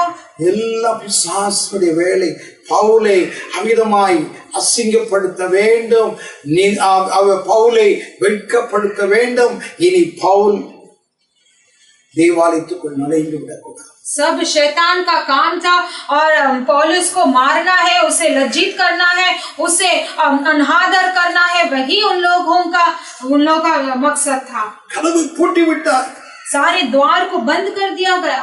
இதனுடைய நோக்கம் என்ன என்றால், பவுலே இனி தேவாலயத்துக்கு உனக்கு சம்பந்தம் கிடையாது। और यही उनका मकसद था कि अब पौलुस और मंदिर का कोई संबंध नहीं है। முன்பாக தேவாலயம் மூடப்பட்டு விட்டது, तेरे सामने वो द्वार, भवन का द्वार बंद कर दिया இனி அமிதமா தேவாலயத்துக்குள் வருவேன் என்கிற ஒரு எண்ணம் மைண்ட்ல வரவே கூடாது। अब तू इस परमेश्वर के भवन में लौटेगा करके ऐसा तेरे दिमाग से निकाल देना। பிசாசு எத்தனை பயங்கரமான காரியத்தை செய்கிறார்। शैतान ने कितना एक बड़ा कार्य कर दिया। தேவ சமூகத்திலிருந்து உங்களை பிரிக்க வேண்டும், परमेश्वर के सम्मुख से तुम्हें अलग करना है। மாத்திரமல்ல, ना केवल वही, பைபிள் சொல்லுகிறது, शास्त्र कहता है, ஆண்டவராகிய இயேசு இந்த பூமியில் இருக்கும்போது சொன்னார், யோவான் 16:1 ஸ்தோத்திரம், உங்களை ஜெபாலயத்துக்கு புறம்பாக்குவார்கள்। और योवान 16:1 में परमेश्वर यीशु मसीह कहते हैं कि तुम्हें आपके परमेश्वर के भवन से आपको निकाल दिया जाएगा, உங்களை புறம்பாக்குவார்கள், आपको परमेश्वर के भवन से निकाल दिया जाएगा। ஜெப வாழ்க்கையிலிருந்து உங்களை வேறு பிரிப்பார்கள், ஜெபம் செய்யக்கூடாது, அதுதான் பிசாசுடைய நோக்கம்। इसका मतलब प्रार्थना के जीवन से आपको अलग कर दिया जाएगा। शैतान नहीं चाहता है कि आप प्रार्थना करें। உனக்கும் ஜெபத்துக்கு நீ சம்பந்தம் இருக்கக்கூடாது, அதிலிருந்து இவனை வெளியே கொண்டு வர வேண்டும்। आपका और आपके प्रार्थना का संबंध नहीं रहना है, उससे आपको अलग करना है। இயேசுவை குறித்து பிரசங்கித்ததற்காய், இயேசுவுக்காய் ஊழியம் செய்ததற்காய் அவனுக்கு கிடைத்த தண்டனையை தான் இங்க வாசிக்கிறோம்। यीशु के बारे में उसने प्रचार किया और यीशु के लिए उसने सेवा किया, वही उसको दंड मिला। தேவாலயம் மூடப்பட்டது, ஜெபாலயத்திலிருந்து புறம்பாக்கப்பட்டார்। परमेश्वर का भवन से उसका द्वार बंद कर दिया गया और वहां से उसे ढकेल कर बाहर இவ்வளவு घसीट दिया நடந்த गया। போதிலும் அப்போஸ்தலனாகிய பவுல் சோர்ந்து போகவில்லை. इतना सब कुछ होते हुए भी प्रेरित पौलुस दुख नहीं हुआ। உங்களுடைய வாழ்க்கையிலேயும் இப்படிப்பட்ட சூழ்நிலைமைகள் உங்களுக்கு சம்பவிக்கிறதா? ஜெபிக்க முடியாத கட்டுகள், தேவ சமூகத்தை உணர முடியாத ஒரு சூழ்நிலைமை உங்களுக்குள்ளாக உருவாக்குறதா? आपके जीवन में भी ऐसे संभव हो रहे हैं क्या? प्रार्थना नहीं करते वैसे बंधन बांध के रखे हैं क्या? आपके जीवन में ऐसा व्याकुलता हो गया है क्या? அப்போஸ்தலனாகிய பவுல் சொல்லுகிறார். प्रेरित पौलुस कहते हैं 2 கொரிந்தியர் 4:1 ஆண்டவரிடத்திலே நாங்கள் இரக்கம் பெற்றபடியினால் நாங்கள் சோர்ந்து போவதில்லை. और 2 कोरिन्थियों 4:1 में हम देखते हैं कि परमेश्वर से हमने एक शांति पाया है, इसलिए हम निराश எத்தனை नहीं होंगे, சம்பவம் நடக்கட்டும் நாங்கள் சோர்ந்து போவதில்லை. इसलिए हम अपना हिवाई नहीं छोड़ेंगे। உங்களுக்கு ஜெபத்துக்கு தடையா? आपके प्रार्थना के लिए एक रुकावट है தேவ क्या? சமூகத்தை உணர முடியாத தடையா? परमेश्वर के सम्मुख को महसूस नहीं कर இன்னைக்கு पा रहे हैं क्या? பிசாசு தேவாலயத்துக்குள் போக முடியாதபடி, தேவ பிள்ளைகளோடு கூட ஆராதிக்க முடியாதபடி கதவுகளை இன்றைக்கு அமிதமாய் அடைத்துக் கொண்டிருக்கிறானா? आज शैतान परमेश्वर के भवन में न जाते हुए, उनके भवन में आराधना न करते हुए ऐसे बांध के रखा है क्या? பிரச்சனைகள் வந்தாலும் உங்களுடைய உள்ளங்களிலே அந்த கலக்கத்துக்கு நீங்கள் இடம் கொடுக்க கூடாது. चाहे कितने ऐसे समस्याएं आए तो भी आपके मन में ऐसे व्याकुलता का जगह பவுல் அந்த नहीं நேரத்தில் அவன் என்ன செய்தான்? पौलुस ने उस समय पर क्या किया? அப்போஸ்தலர் 21 प्रेरित का पुस्तक 21वां अध्याय 35 வசனத்திலே 21वां अध्याय 35वां वचन में, படிகளில் மேல் ஏறினான். और वो सीढ़ियों पे चढ़ गया। அவனை யாரும் மட்டுப்படுத்த முடியவில்லை. அவன் அவிதமாய் மேல் நோக்கி படிகளிலே அவன் ஏறிக்கொண்டு போனான். कोई भी उसे रुका नहीं पाया, वो ऊपर देखकर वो सीढ़ियों पे चढ़ने எத்தனை लगा। பேர் என்னை அடிக்கட்டும், எத்தனை கதவுகள் அடைக்கப்படட்டும், யாரும் என்னை கீழே தள்ள முடியாது. நான் ஆவிக்குரிய வாழ்க்கையிலே நான் மேல் நோக்கி தான் கடந்து போவேன். चाहे कितने लोग मुझे घसीट कर खींचने दो, चाहे मुझे गिराने दो, लेकिन मैं आत्मा के जीवन में मैं ऊपर के सीढ़ियों पर ही चढ़ के அன்றைய जाऊंगा। பிள்ளைகளாய் உங்களுடைய வாழ்க்கையிலேயும் ஒரு சேலஞ்சாய் இந்த வார்த்தைகள் எடுத்துக்கொள்ளுங்கள். और परमेश्वर के जीवन में आप भी, परमेश्वर के बच्चे, एक इस चुनौती எத்தனை से आप பிரச்சனைகள் जीतिएगा। வந்தாலும் ஸ்தோத்திரம், சோர்ந்து போகாம நீங்கள் மேல் நோக்கி கடந்து போகிற ஆவிக்குரிய பிள்ளைகளாய் ரட்சிப்பின் படிகளிலே, விசுவாசத்தின் படிகளிலே நீங்கள் ஏறினவர்களாய் இருக்க வேண்டும். चाहे कितने समस्या आए तो भी आप निराश न हो और आत्मिक जीवन में बढ़ते हुए और अपने उद्धारता के जीवन में बढ़ते हुए सीढ़ियों पर चढ़ते हुए बच्चे निकलना எனக்கு இப்படி चाहिए। ஆகிவிட்டதே என்று கவலைப்பட்டு உட்காரக்கூடாது. ऐसा मेरा जीवन हो गया करके आप कभी भी व्याकुल न दुख न होना। பவுலுடைய அந்த அதிகாரத்தை தொடர்ந்து நீங்கள் வாசித்து பாருங்க. प्रेरित पौलुस के उस अध्याय को आगे भी आप पढ़ के देखिए। படிகளில் ஏறிக்கொண்டு கடந்து போனான். वो सीढ़ियों पर आगे बढ़ते गया। ஒரு உயர்ந்த இடத்திலே நிற்கிறார். अब एक ऊंची स्थान पे वो खड़ा है। ஜனங்கள் எல்லாரும் கீழே இருக்கிறார்கள். नीचे सारे लोग, वहां पर भीड़ जमा हो गया। அப்போஸ்தலனாகிய பவுல் என்ன செய்தார்? और प्रेरित पौलुस ने क्या किया? அவன் அவிதமாய் படிகளிலே ஏறினவன் தன் கைகளை அவிதமாய் உயர்த்தினான். और ऊपर सीढ़ी पर चढ़ते हुए अपने हाथों को उसने उठाया। ஸ்தோத்திரம். இந்த பைபிள் நான் வாசிக்கிறேன். 21 அதிகாரம் 40 வசனத்திலே பவுல் படிகளின் மேல் நின்று ஜனங்களை பார்த்து கை அமர்த்தினான், கை உயர்த்தினான். और हमने यहाँ पर 21-40 में पढ़ते हैं कि पौलुस ने सीढ़ी पर खड़े होकर लोगों को हाथ से सेम किया மிகுந்த அமைதல் உண்டாயிற்று. और बहुत शांति भर गया था। கலக்க போன இடம் தெரியவில்லை. कोलाहल मच गया था, वो जगह कहाँ गया पता नहीं। பிரச்சனைகளை கண்டு சோர்ந்து விடாமல் உங்களுடைய கைகளை ஆண்டவருக்கு நேராக உயர்த்துங்கள். आपके समस्याओं के देखकर निराश न होना और आपके हाथों को परमेश्वर की உங்களுக்கு ओर விரோதமாக எழும்புகிற देखकर பொல்லாத आप பிசாசுக்கு விரோதமாய் உங்களுடைய கைகளை உயர்த்துங்கள். और इस शैतान के कामों के बीच में आप परमेश्वर की ओर देखकर अपना हाथ उठाइएगा। ஸ்தோத்திரம். இந்த அமைதல் உண்டாகும். बहुत शांत आपको मिल जाएगा, பிரச்சனைகள் எல்லாம் மாறும். सारे समस्याएं बदल जाएंगे। ஆண்டவராகிய கர்த்தர் உங்களுடைய வாழ்க்கையில் அற்புதங்களை செய்வார். परमेश्वर आपके जीवन में एक अद्भुत कार्य करने लगेंगे। பவுலுடைய ஊழியத்திலே கலக்க வந்தது. ஆனால் பவுல் சோர்ந்து விடவில்லை. அவன் உயர்ந்து கொண்டே. प्रेरित पौलुस के सेवा में बहुत व्याकुलता छा गया, लेकिन पौलुस जो है वो निराश नहीं हुआ, वो परमेश्वर की ओर देखकर अपना हाथ उठाया। மூன்றாவதாக तीसरी बार 1 சாமுவேல் 16ஆம் அதிகாரம் पहला सामुएल का पुस्तक 16वां अध्याय 14ஆம் வசனத்திலே 14वां वचन में பொல்லாத ஆவி அவனை கலங்க பண்ணி கொண்டிருந்தது. और दुष्ट आत्मा उसे घबराने लगा. இங்கே சவுலுடைய வாழ்க்கையில நடந்த ஒரு சம்பவத்தை ஆவியானவர் இங்கே சுட்டி காண்பிக்கிறார். यहाँ पर सौल के जीवन में हुआ एक संभव को आत्मा जी यहाँ पर हमें बतलाते हैं. ஓ ஸ்தோத்திரம். பொல்லாத ஆவி அவனை கலங்க பண்ணி கொண்டிருந்தது. एक दुष्ट आत्मा उसे घबराने लगा. ஏன் ஒரு மனுஷனுடைய வாழ்க்கையில பொல்லாத ஆவி கடந்து வர வேண்டும்? क्यों एक व्यक्ति के जीवन में एक दुष्ट आत्मा आना है? எல்லா மனுஷனுடைய வாழ்க்கையிலேயும் பிசாசு கடந்து போக முடியாது. सारे लोगों के जीवन में शैतान नहीं आ सकता. ஒரு மனுஷனை பிடிக்க வேண்டும் என்றால் அவனுக்கு சில காரியங்களை அவனிடத்திலே அவன் எதிர்பார்ப்பான். अगर एक व्यक्ति को पकड़ना है तो कई सारे कार्यों को वो उनके जीवन में चाहता है. அவ்விதமாய் உள்ளே போய் உட்கார்ந்து விடுவான். अगर वो रहेगा तो वो शैतान अंदर जाके बैठ जाता है. மத்தேயு 12ஆம் அதிகாரம் मत्ती का पुस्तक 12वां अध्याय 44-45ஆம் வசனத்திலே அந்த வீடு வெறுமையா இருந்தது, அது ஜோடிக்கப்பட்டிருந்தது. और 44-45 में हम पढ़ते हैं वो घर बहुत खाली था और वहां पर पूरा सन्नाटा छाया हुआ था. இது இந்த பொல்லாத ஆவி வெளியே போய் 7 ஆவிகளை உள்ளே கூட்டி கொண்டு வந்து அந்த வீட்டிலே தங்கினது என்று வேதம் சொல்லுகிறது.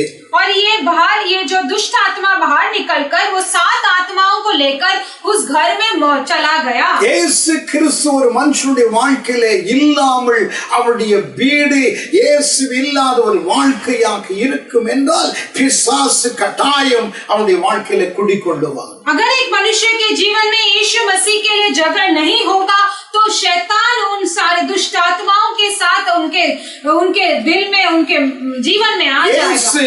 இயேசுவை கண்ட பிசாசுக்கு பிடிக்க அந்த வீட்டிலிருந்து அவன் வெளியேறிடுவான். अगर यीशु को देखकर वो शैतान पसंद नहीं करता वो बाहर निकल जाएगा. ஆனால் இயேசு அந்த வீட்டிலே இல்லாவிட்டால் நிச்சயமாய் अनेक பிசாசுகளை கொண்டு வந்து அந்த வீட்டை நிரப்பிடுவான்.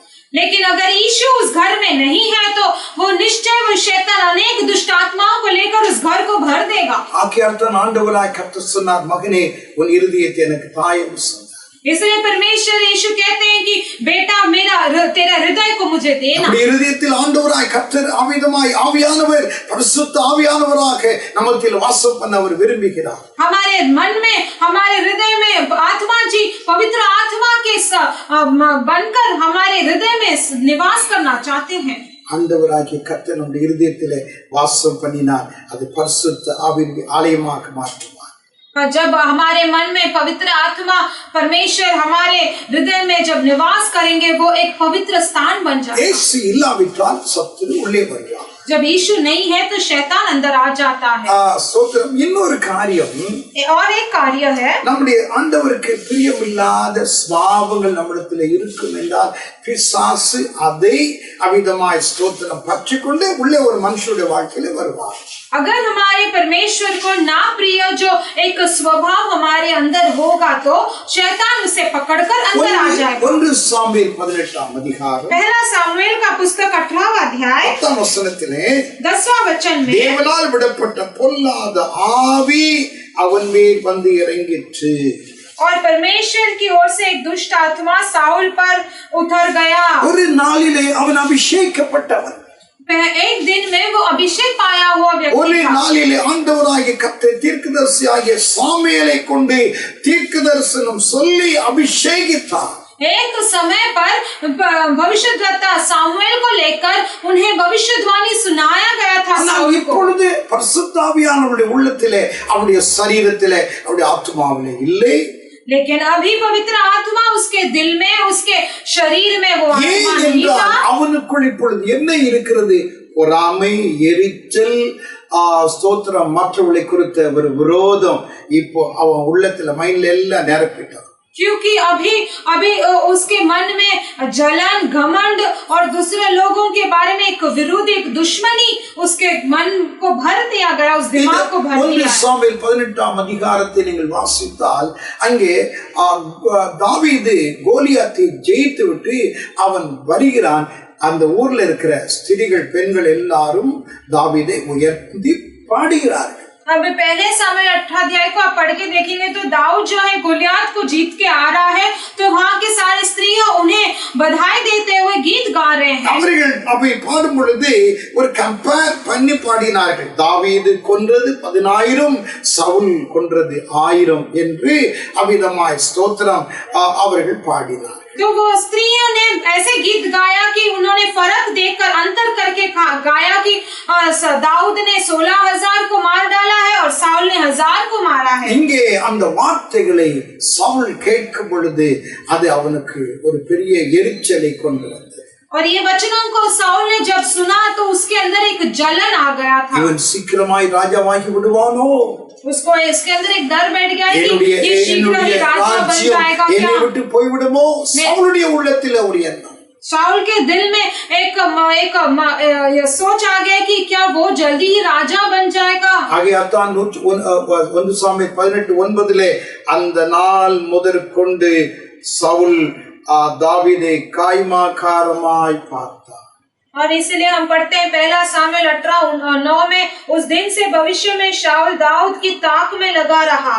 அந்த வார்த்தை 8ஆம் வசனத்தில் அந்த வார்த்தை சவுலுக்கு விசனமாய் இருந்தது.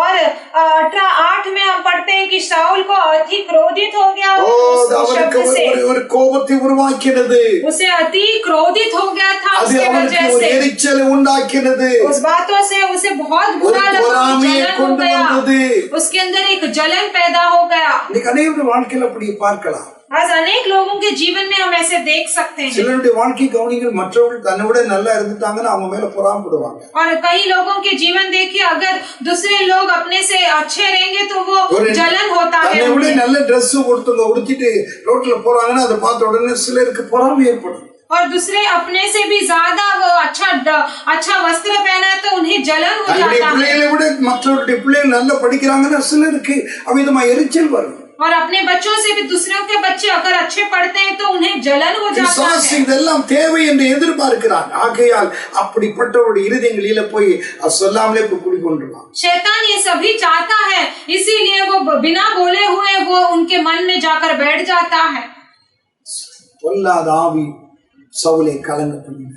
एक दुष्ट आत्मा जो है शाऊल को घबराने लगा। தேவ பிள்ளைகளாக்கி நம்முடைய வாழ்க்கையில பொறாமையோ எரிச்சலோ கோபமோ ஸ்தோத்திரம் மற்றவர்களுக்கு கொடுத்த வீணான காரியம் ஒண்ணுமே இருக்கக்கூடாது. परमेश्वर के बच्चों के जीवन में, उनके हृदय में दूसरों के लिए जलन, घमंड या फिर एक दुश्मनी कुछ भी नहीं होना। மற்ற விசுவாசிகளை குறித்து நீ எரிச்சல் அடைகிறாயா? दूसरे विश्वासियों को देखकर क्या तू जलन हो रहा है? दूसरे लोगों को देखकर तू घमंड कर रहा है क्या? பிசாசுக்கு நீ இடம் கொடுக்கிறாய் என்ற அர்த்தம். इसका मतलब है तू शैतान को जगह दे रहा है। பிசாசுக்கு இடம் கொடாதிருங்கள். पौलुस कहता है कि तू शैतान को जगह न दे। இருந்தா போதும், உள்ளே வந்துருவான். सिर्फ इतना ही काफी है, वो अंदर आ जाएगा। கலக்கத்திற்கு இது ஒரு காரணம். व्याकुलता के लिए ये एक நாலாவதாக चौथी बात, யோபின் புஸ்தகம் 4ஆம் அதிகாரம் अय्यूब का पुस्तक 4वां अध्याय 5ஆம் வசனத்திலே 5वां वचन में, துன்பம் உமக்கு நேரிட்டபடி நான் ஆயசப்படுகிறேன், அது உம்மை தொட்டதினால் கலங்குகிறேன். अब विपत्ति तो तुझ पर आ पड़ी और तू निराश हो जाता है। துன்பம் உன்னை தொட்டதினால் கலங்குகிறேன். अब वो विपत्ति तुझे छुआ और तू घबरा उठा। உனக்கு ஏற்பட்டதான இந்த விபத்து, இந்த ஏற்பட்டதான இந்த துன்பம் உன்னை என்ன பண்ணினது? கலங்கப்படுத்தி விட்டது. तुझे ये जो विपत्ति आ गया है उसके वजह से तू घबरा उठा है। உங்களுடைய வாழ்க்கையிலே துன்பங்கள், கஷ்டங்கள், பிரச்சனைகள் வரும் பொழுது அது உங்களை கலங்கப்படுத்துகிறதா? आपके जीवन में अगर कई सारे विपत्ति, परेशानियां, समस्या आ रहा है तो आपको वो घबरा रहा है क्या? வந்ததான துன்பங்கள் சாதாரணமானதல்ல. अय्यूब को जो अनेक सारी विपत्तियां आई थी वो साधारण नहीं था। அவ்விதமாய் 10 பிள்ளைகள் ஒரே நாளிலே மடிந்தார்கள். 10 बच्चे और 10 पुत्र एक ही दिन में उनके संतान नष्ट हो गए। அடுத்த நாளிலே எல்லாம் அவருடைய வீட்டில் இருக்கிற எல்லா அவருடைய ஆடு மாடுகள் எல்லாம் ஆஸ்தி எல்லாம் அழிந்து போனது. दूसरे दिन में उनके सारे जीव जंतु जानवर सभी मर चुके थे। ஒவ்வொரு நாள் ஒவ்வொன்றாய் அவருடைய வாழ்க்கையில இழந்தார். हर एक दिन में वो सब कुछ खोने लगा। இது இழப்பதற்கு முன்பாக யோபு யோசிக்கிறார். ये खोने से पहले अय्यूब सोचता है, துன்பத்திற்கு நாம இடம் கொடுக்கிறோம். हम भी विपत्ति के लिए जगह देते हैं। இவன் என்ன நினைத்தான்? इसने क्या सोचा? யோபு 3ஆம் அதிகாரம் अय्यूब का पुस्तक 3रा अध्याय 25ஆம் வசனத்திலே 25वां वचन में, நான் பயந்தது எனக்கு நேரிட்டது, मैंने जिस तरह डरा वैसे ही हो गया, நான் அஞ்சினது எனக்கு வந்தது. और जिस तरह मैं भय खाता था उसी तरह मुझे आ गया। நேற்று பயந்துட்டே இருந்தேன், இன்னைக்கு வந்துருச்சு. और जिस बात से लेकर मैं डर रहा था आज वो संभव हो गया। இப்படி சம்பவிச்சிருமோ, என் பிள்ளைகளுக்கு இப்படி ஆயிருமோ, என்னுடைய வாழ்க்கையில நஷ்டமாயிருமோ அப்படி நினைச்சிட்டே இருந்தேன், எனக்கு வந்துருச்சு. और ऐसे में डर रहा था कि ऐसे संभव हो जाएगा क्या, मेरे घर में मेरे बच्चों के जीवन में इस तरह हो जाए, मुझ पर वो आ गया। இன்னைக்கு அநேகருடைய பிள்ளைகளுடைய வாழ்க்கையில வருகிற கஷ்டத்துக்கு காரணம் இதுதான். और आज अनेक लोगों के बच्चों के जीवन में कष्ट आ रहा है, यही कारण है। ஒண்ணுமே இருக்காது, कुछ भी नहीं रहेगा। என் பிள்ளைக்கு இப்படி வந்துருமோ, मेरे बच्चे को ऐसे संभव होगा எனக்கு क्या, இது ஆயிருமோ, मुझे भी ऐसे हो जाएगा क्या। அப்போ இந்த எண்ணங்களை பிசாசு என்ன செய்யறான், தனக்கென்று எடுத்துக்கொண்டு அவன் நினைச்சது போலவே உள்ளே கொண்டு வந்து வச்சிடறான். और ये सारे सोच को शैतान क्या करता है, वो अपने लिए स्वीकार करके वो जैसे चाहता है वैसे वो अंदर आ जाता है। நீதிமொழிகள் 18ஆம் அதிகாரம் नीति वचन का पुस्तक 18वां अध्याय 21ஆம் வசனத்திலே 21वां वचन में, மரணமும் ஜீவனும் நாவின் அதிகாரத்தில் இருக்கிறது. और यहाँ पर लिखा है कि जीभ के वश में ही मृत्यु और जीवन दोनों அதில் होते हैं, பிரியப்படுகிறவர்கள் அதன் கனியை புசிப்பார்கள். और जो उस काम में लाना जानता है वह उसका फल भोगेगा। மரணத்தின் மேல் பிரியப்பட்டினா அதனுடைய கனியை நீ புசிப்ப. अगर तू मृत्यु को चाहता है तो उसी का फल तू भोगेगा। ஜீவனாய் இருப்பேன் என்று நீ நினைப்பாய் என்றால் அதனுடைய கனி உனக்குள்ளாய் வரும், நீ அதை புசிப்பாய். अगर तू जीवित रहेगा करके कहेगा तो वो उसका फल भी तू भोगेगा। தேவ பிள்ளைகளாகிய நம்ம வாழ்க்கையில எதை சிந்திக்கணும், எதை யோசிக்கணும் அப்படின்னு நினைக்கணும். கண்டதெல்லாம் மைண்ட்ல போட்டு குழப்பிக்கிட்டே இருக்க கூடாது. इसलिए परमेश्वर के बच्चे हमारे जीवन में हम किस तरह क्या सोचना है वो स्मरण कर लेना है। कई सारी चीजों को सोचना है। உங்க மைண்ட சோம்பேறியா, சாத்தானுடைய ஒரு பற்றையா, சாத்தானுடைய தொழிற்சாலையா வச்சிடக்கூடாது. और हमारे दिमाग को खाली नहीं रहना है, शैतान के घोंसले की तरह उसे नहीं रखना है। உட்கார்ந்துட்டு இருக்கீங்க, அப்படியே இதெல்லாம் கண்டதெல்லாம் யோசிக்க கூடாது. हम खाली बैठे तो ऐसे यहाँ वहाँ का चीज सब नहीं सोचना है। அது அப்படி ஆயிருமோ, இது அப்படி ஆயிருமோ, यहाँ ये कार्य हो जाएगा या वो कार्य संभव होगा, இப்படி ஆயிருமோ, मेरी बेटी को ऐसा हो जाएगा, அவங்க இப்படி வந்துருவாங்களோ, वो लोग ऐसे आ जाएंगे क्या, இப்படி பேசிட்டாங்கன்னா என்ன ஆகுறது, अगर इन्होंने ऐसे बात किया तो क्या होगा। நடக்காததெல்லாம் யோசிக்க கூடாது. कुछ ना संभव होने वाला कार्यों को नहीं सोचना है। சொல்லிக் கொடுக்கிறது शास्त्र अच्छे से सिखाता है। பிலிப்பியர் 4 அதிகாரம் फिलिपियों का पुस्तक 4 अध्याय 8-9 வசனத்தில 8 और 9 में எது உன் மைண்ட்ல இருக்கணும் அப்படின்னு ஆண்டவர் சொல்லிக் கொடுக்கிறார். तेरे दिमाग में क्या होना है वैसे परमेश्वर सिखाते हैं। எதை நீ சிந்திக்கணும் அப்படின்னு சொல்லிக் கொடுக்கிறார். तुझे क्या सोचना है तुझे परमेश्वर यहाँ पर सिखाते हैं। கண்டதை யோசிக்காத, और ऐसे ही व्रत चीजों को न सोचिएगा। கேட்டுக்கொண்டு அருமையா मुझे सुनने वाले मेरे प्रिय लोगों, இந்த காலையில நீங்க எப்படி இருக்கீங்க? इस सुबह के समय पर आप किस तरह हो। யோபுக்கு துன்பம் வந்ததுனால அவன் கலங்கினான். अय्यूब को दुख विपत्ति आ गया, इसके लिए वो व्याकुल हो गया, घबरा गया। விதமாய் வந்திருக்கிற பிரச்சனைகளை கண்டு நீங்க கலக்கம் கலி துக்கப்படுறீங்களா, கலங்குறீங்களா? आपके जीवन में आए हुए समस्याओं को लेकर आप दुख और व्याकुल हो रहे हो क्या? உங்களுக்கு வந்தது ஆண்டவருக்கு தெரியும். आपको जो संभव हुआ परमेश्वर जानते हैं। யோபு பிற்காலத்திலே அவன் சொல்கிறான், நான் போகும் வழியை அவர் அறிவார். अय्यूब भविष्य में कहता है कि मैं जो रास्ते में चल रहा हूँ वो जानते हैं। போகிறேன் அவருக்கு தெரியும். जो मार्ग में मैं चल रहा हूँ परमेश्वर जानते हैं। போகிற वழியை இயேசு அறிவார். आपके मार्ग को परमेश्वर जानते வழியா போறீங்களா ஆண்டவருக்கு தெரியும். दुख के रास्ते से गुजर रहे हो क्या परमेश्वर जानते हैं। இழப்பினுடைய மத்தியில நீங்க போயிட்டு இருக்கீங்களா ஆண்டவருக்கு தெரியும். अनेक सारे नष्ट के जीवन में आप जा रहे हो क्या परमेश्वर जानते हैं। தேவனுக்கு தெரியாதது ஒன்றும் அல்ல. परमेश्वर से न पता कुछ भी नहीं है। உங்களுடைய வாழ்க்கையில எது உங்களை கலங்கப்படுத்துகிறது? आपके जीवन में क्या आपको व्याकुल करके रखा है, घबरा कर रखा है। உங்கள் பிள்ளைகளை நிமித்தமாய் கலங்குறீங்களா? आपके बच्चों के वजह से आपका मन व्याकुल हो गया है क्या? சாட்சியாக நிற்பதனாலே கலக்கம் பிரச்சனை ஏற்படுகிறதா? यीशु के लिए एक साक्षी बनकर खड़े रहने के लिए आपको பொறாமையும் समस्याएं आ रहे हैं எரிச்சலும் क्या? உங்களுடைய வாழ்க்கையில கடந்து வந்து சத்துருவுக்கு நீங்கள் இடம் கொடுப்பதனாலே ஒரு கலக்கம் உங்களுக்குள்ள ஏற்படுகிறதா? और जलन और क्रोधित के वजह से जब आपका जीवन गुजर रहा है तो शैतान आपका जीवन में व्याकुल कर रहा है क्या? இங்கே நான் வாசித்த ஒவ்வொரு துன்பம் வந்ததினாலே உங்களுடைய வாழ்க்கையில கலக்கம். और यहाँ पर हमने पढ़ा कि विपत्तियां आने से आपके जीवन में இந்த घबराहट है क्या? கலக்கத்திலிருந்து எப்படி விடுதலை பெற்றுக் கொள்வது? ये व्याकुलता से आपके जीवन में आपको किस तरह से छुटकारा மூணு पाना காரியத்தை है? நான் சொல்லி சுருக்கமாய் முடிக்கிறேன். 3 कार्यों को बोलकर मैं जल्दी समाप्त करता हूँ। யோவான் 14ஆம் அதிகாரம் और योना का पुस्तक 14वां अध्याय 1ஆம் வசனத்திலே 14वां अध्याय पहला वचन में உங்கள் இருதயம் கலங்காதிருப்பதாக और आपका मन व्याकुल न हो, தேவனிடத்திலே விசுவாசமாயிருங்கள் என்னிடத்திலும் விசுவாசமாயிருங்கள். परमेश्वर पर विश्वास रखते हो, मुझ पर भी இப்போது विश्वास। கலங்காதிருப்பதாக என்று சொல்லிக் கொண்டு வரும் பொழுது தேவன் அவருடைய இருதயத்திலே என்ன வைக்க விரும்பினார்? விசுவாசம் உடைய உள்ளத்திலே இருக்கணும். और अगर ये मन पे व्याकुल ना होकर के जब वो कह रहे हैं तो क्या करना चाहते हैं?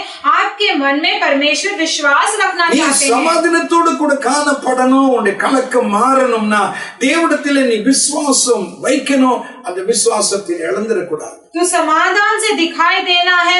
अगर तुम्हारा मन का व्याकुल जब बदलना है तो विश्वास के साथ रखना है, विश्वास को हटाना नहीं ஏனென்றால் है। அந்த விசுவாசம் தான் உன்னுடைய வாழ்க்கையிலே இருக்கிற கலக்கங்கள் எல்லாவற்றையும் அவிதமாய் மாற்றி அமைக்கும்.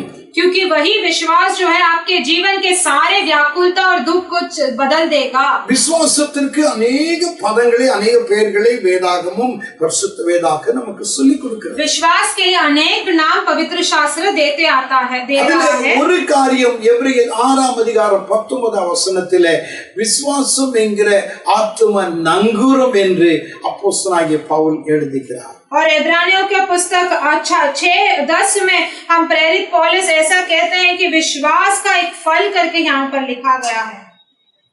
எபிரேயர் 6:19 நான் வாசிக்கிறேன். और इब्रानियों का पुस्तक 6:19 में हम पढ़ते हैं, அது ஆத்தும நங்கூரம் என்று சொல்றார். वो एक प्राण के लिए एक ऐसा एक लंगर है करके कहते हैं।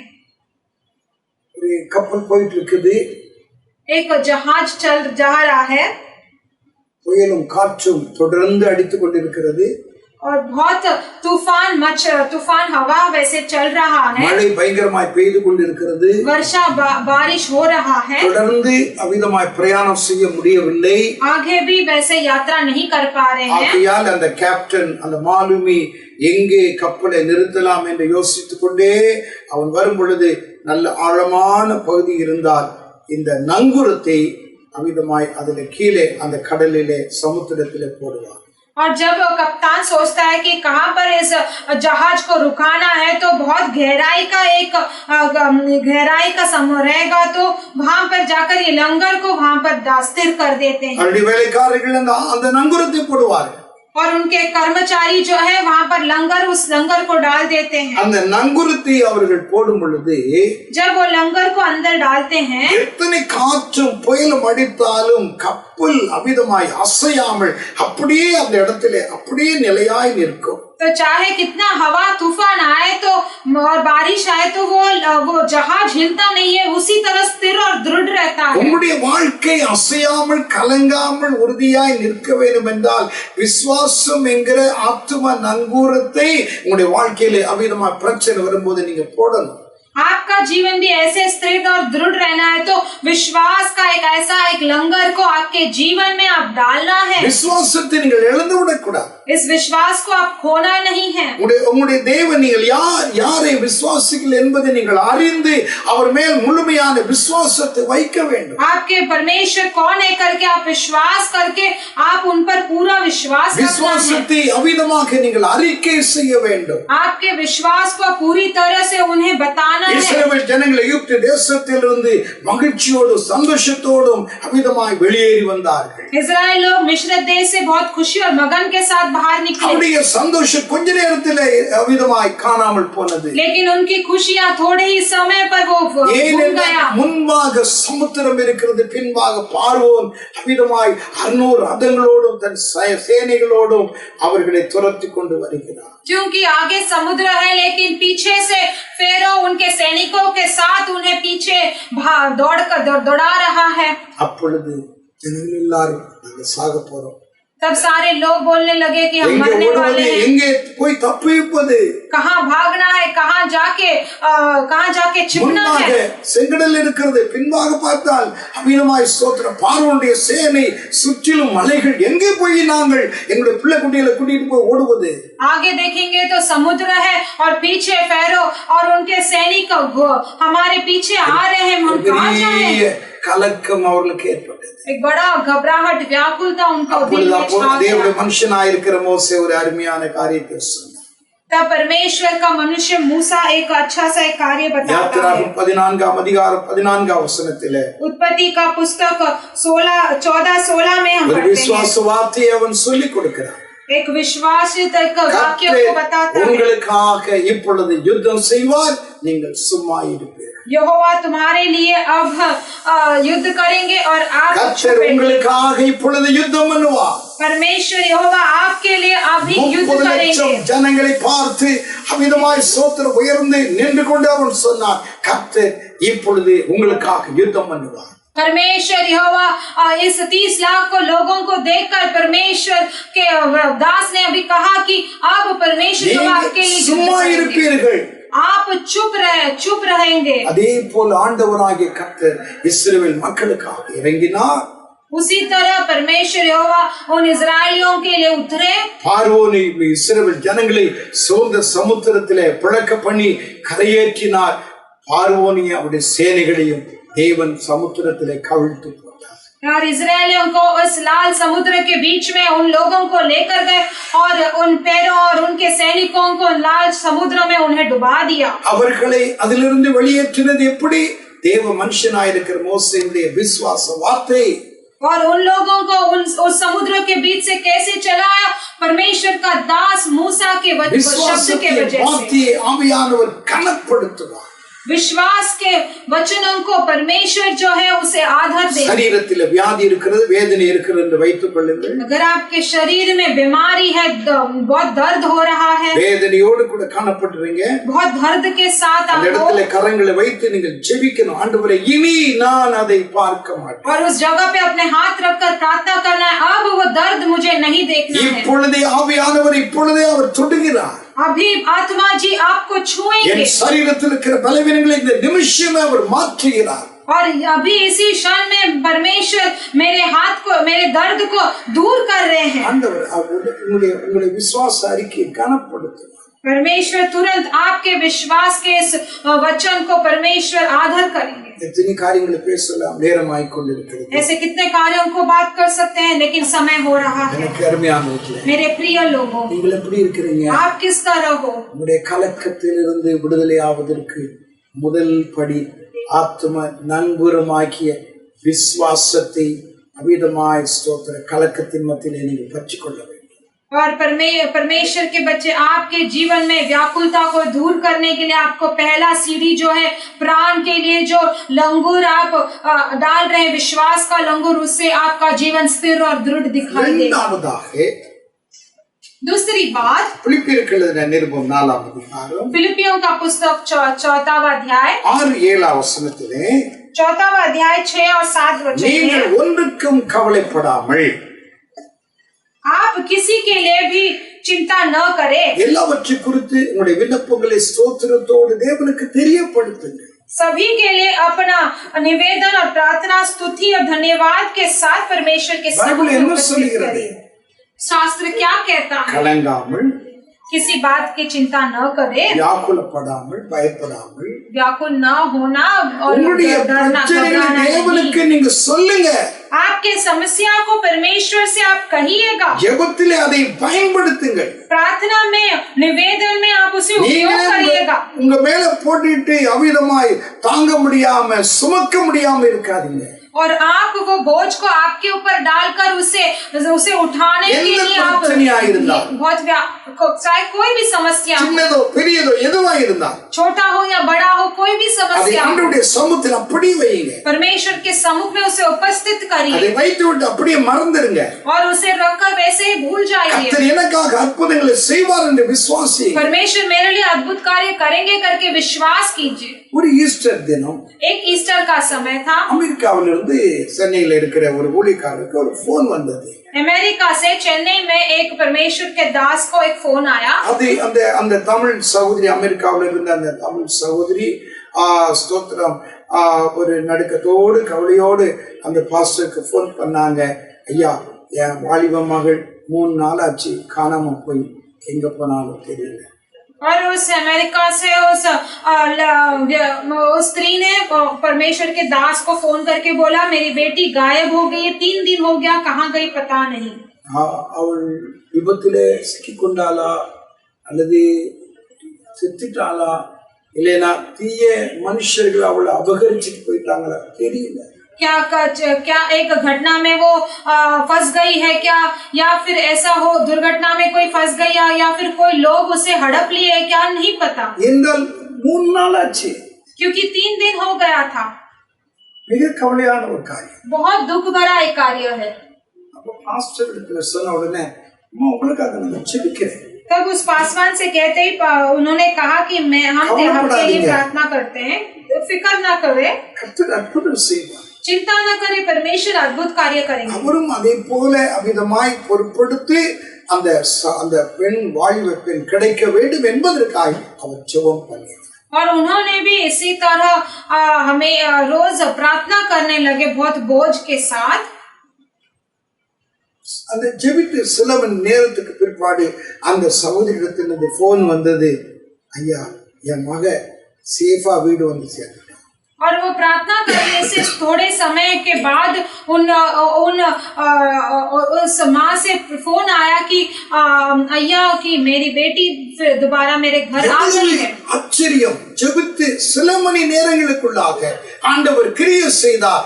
அவள் எங்க இருந்தாலும் அங்கிருந்து எந்த விதமான பிரச்சனை இல்லாம வீடு வந்து கொண்டு வந்தார். कितना आश्चर्य है कि वो प्रार्थना करते थोड़े समय पर ही समाप्त, थोड़े समय पर वो लड़की घर पे आ गई, कोई भी उसे नष्ट नहीं हुआ। ஜெயம் ஜெபம் என்றைக்கும் ஜெயத்தை கொண்டு வரும். प्रार्थना हमेशा एक जीत लेकर आता ஜெபிக்க है। மறந்துடாதீங்க, प्रार्थना करने न भूलना, ஜெபிங்க, प्रार्थना कीजिए, கர்த்தர் அற்புதங்களை செய்வார். परमेश्वर अद्भुत कार्य करेगा। இன்றைக்கு அந்த வாலிப சகோதரி இன்னைக்கு ஊழியக்காரியாக இருக்கிறார். आज उस जवान स्त्री जो है, आज वो परमेश्वर की सेवा कर रही है। மூன்றாவதாக, तीसरी बात, கலக்கம் மாறுவதற்கு கலக்கத்தின் மத்தியில் என்ன செய்ய வேண்டும்? व्याकुलता बदलने के लिए व्याकुलता के बीच में क्या करना है? சங்கீதம் 42 சங்கீதம் भजन संगीता का पुस्तक 42वां अध्याय 11 வசனத்திலே, 11वां वचन என் में, ஆத்துமாவே நீ ஏன் கலங்குகிறாய், ஏன் எனக்குள் தேங்குகிறாய், தேவனை நோக்கி காத்திரு, என் முகத்துக்கு ரட்சிப்பும் என் தேவனுமாய் இருக்கிறவரை நான் இன்னும் துதிப்பேன். हे प्राण तू क्यों गिरा जा रहा है, तू अंदर ही अंदर क्यों व्याकुल है, परमेश्वर पर भरोसा रख, क्योंकि वो मेरे मुख की चमक और मेरा परमेश्वर है, मैं फिर उसका धन्यवाद करूंगा, நான் இன்னும் அவரை துதிப்பேன். मैं फिर उसका धन्यवाद करूंगा। இந்த சங்கீதம் 42 5 11 43 5 நீங்கள் வாசித்து பாருங்கள். இந்த 3 வசனங்களிலே திரும்ப திரும்ப ஒரு வார்த்தை, நான் இன்னும் அவரை துதிப்பேன், நான் இன்னும் அவரை துதிப்பேன். भजन संगीता 42 5 11 और 43 3 5 में आप पढ़िए, वहाँ पर लिखा है, दोबारा लिखता है कि मैं उनका धन्यवाद करूंगा, उसका धन्यवाद நான் இன்னும் அவரை துதிப்பேன். मैं फिर से उसका धन्यवाद करूंगा। தேவனை துதிப்பதற்காக தான் கர்த்தர் உங்களை என்னை தேர்ந்தெடுத்திருக்கிறார். परमेश्वर का स्तुति और धन्यवाद करने के लिए परमेश्वर ने आपको ஏசாயா चुना है। 61:3 பிரகாரமாய் துதியின் உடைய கர்த்தர் உங்களுக்கு கொடுத்திருக்கிறார். आइज़ाया 63 1 के 3 के पढ़ेंगे तो पता चलेगा कि स्तुति का वस्त्र परमेश्वर ने आपको दिया है। वो स्तुतियों के धन्यवादों के बीच में निवास करते हैं। आपके स्तुति और धन्यवाद को परमेश्वर चाहते हैं। सारे कुछ भलाई में करने वाले परमेश्वर, कभी भी मुझे मेरे लिए बुराई करने वाले परमेश्वर नहीं है। मैं आपको हमेशा धन्यवाद करूंगा, मैं हमेशा आपको आदर और सम्मान दूंगा। परमेश्वर का स्तुति कीजिए, उनका प्रस्ताव कीजिए। யாத்திராகமம் 20:24 பிரகாரமாய் அவர் உங்கள் மத்தியிலே வருவார், உங்க பிரச்சனைகளை நீக்குவார், உங்களை அவர் ஆசீர்வதிப்பார்। और निर्गमन 20:24 के अनुसार वो आपके पास आएंगे, आपके समस्याओं को बदलेंगे, आपको आशीर्वाद करेंगे। आपका मन व्याकुल न होना। आज सुबह के समय पर ये सारे वचन आपको छूना है, आपको भरना है। व्याकुलता को, चिंता का और घबराहट के आपके मन को जगह न देना। परमेश्वर कहते एक अच्छा वचन, आपका मन व्याकुल न हो। हम सभी प्रार्थना करेंगे, परमेश्वर की ओर देखकर प्रार्थना करेंगे। क्या आप व्याकुलता और चिंता के साथ है क्या? इन वचनों को दोबारा एक और बार आपके सामने रखता हूं। क्यों व्याकुलता है आपके बच्चों के वजह से? क्या यीशु के लिए साक्षी बनकर खड़े इसीलिए? क्या शैतान को आप जगह दे रहे इस वजह से? क्या और विपत्ति आपकी ओर आ गई इस वजह से?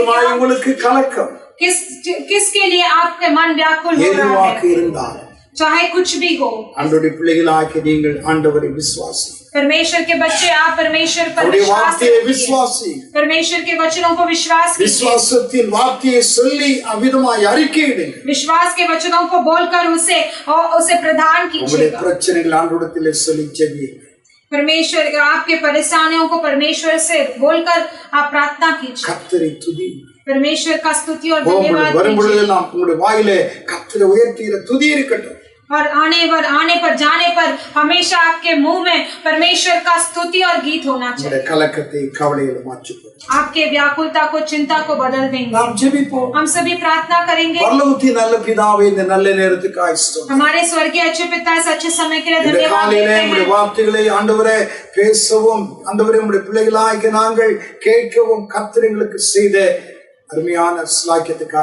इस सुबह के समय पर परमेश्वर आपके वचनों को सुनने के लिए, आपके संदेश में भाग लेने के लिए हम धन्यवाद देते हैं। इस वचन जो भी है परमेश्वर व्यर्थ नहीं जाना है, 100 गुण बल देना है।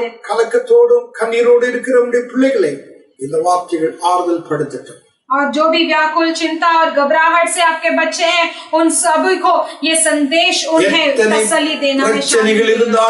அப்போஸ்தலனாகிய பவுல் அந்த படிகளின் மேல் ஏறினது போல உம்முடைய பிள்ளைகளும் கர்த்தாவே ஸ்தோத்திரம், விசுவாசத்தின் படியிலே ஆவிக்குரிய ஜீவிதத்திலே ஏறுகிற பிள்ளைகளாக மாற்றுங்க। चाहे कितने समस्या हो, तो प्रेरित पौलुस वो सीढ़ियों पे जैसे चढ़ा, उसी तरह आपके बच्चे भी विश्वास की सीढ़ियों पर चढ़कर हमें हमेशा ऊंचाई पर रहना है। எந்த சூழ்நிலையிலும் உம்முடைய பிள்ளைகளை கர்த்தாவே ஸ்தோத்திரம் ஆண்டவரே கீழ் நோக்கி கடந்து போகாம ஆவிக்குரிய வாழ்க்கையிலே தொடர்ந்து படிப்படியாய் முன்னேறி செல்ல கர்த்தர் உதவி செய்யுங்க। और चाहे किसी भी परिस्थिति में आपके बच्चे नीचे न जाए और हमेशा आत्मिक जीवन के सीढ़ियों पर हमेशा बढ़ते जाए। इन वचनों को सुनने वाले हर एक बच्चों के धन्यवाद। आपके बच्चों को छूइएगा। வியாதியோடு இருக்கிற பிள்ளைகளை வியாதி மாறட்டும், வேதனையோடு இருக்கிற பிள்ளைகளுடைய வேதனைகள் மாறட்டும்। बीमारियों के साथ रहे बच्चों को बीमारियों से छुटकारा दीजिए और उनके दर्द से भी दूर கண்ணீரோடு கூட இருக்கிற பிள்ளைகளுடைய கண்ணீர் மாறட்டும்। आंसुओं से जो बच्चे हैं उनकी आंसुओं को पोंछ लीजिए। இந்த வார்த்தைகள் உம்முடைய பிள்ளைகளை ஆறுதல் படுத்துங்க। ये सारे वचन संदेश आपके बच्चों को तसल्ली और शांति देना है। अद्भुत कार्य करिए। எல்லா மகிமை கனம் துதி உமக்கே செலுத்துகிறேன்। सारे महिमा परमेश्वर आदर आप ही को देते हैं। நல்ல நாமத்தில் பிதாவே, यीशु मसीह के अच्छे नाम से मांगते परमेश्वर पिता, आमीन। என் ஆத்துமாவே கர்த்தரை ஸ்தோத்திரி, என் முழுவதுமே பரிசுத்த நாமத்தை ஸ்தோத்திரி, என் ஆத்துமாவே கர்த்தரை ஸ்தோத்திரி, சகல உபகாரங்களையும் மறவாதே।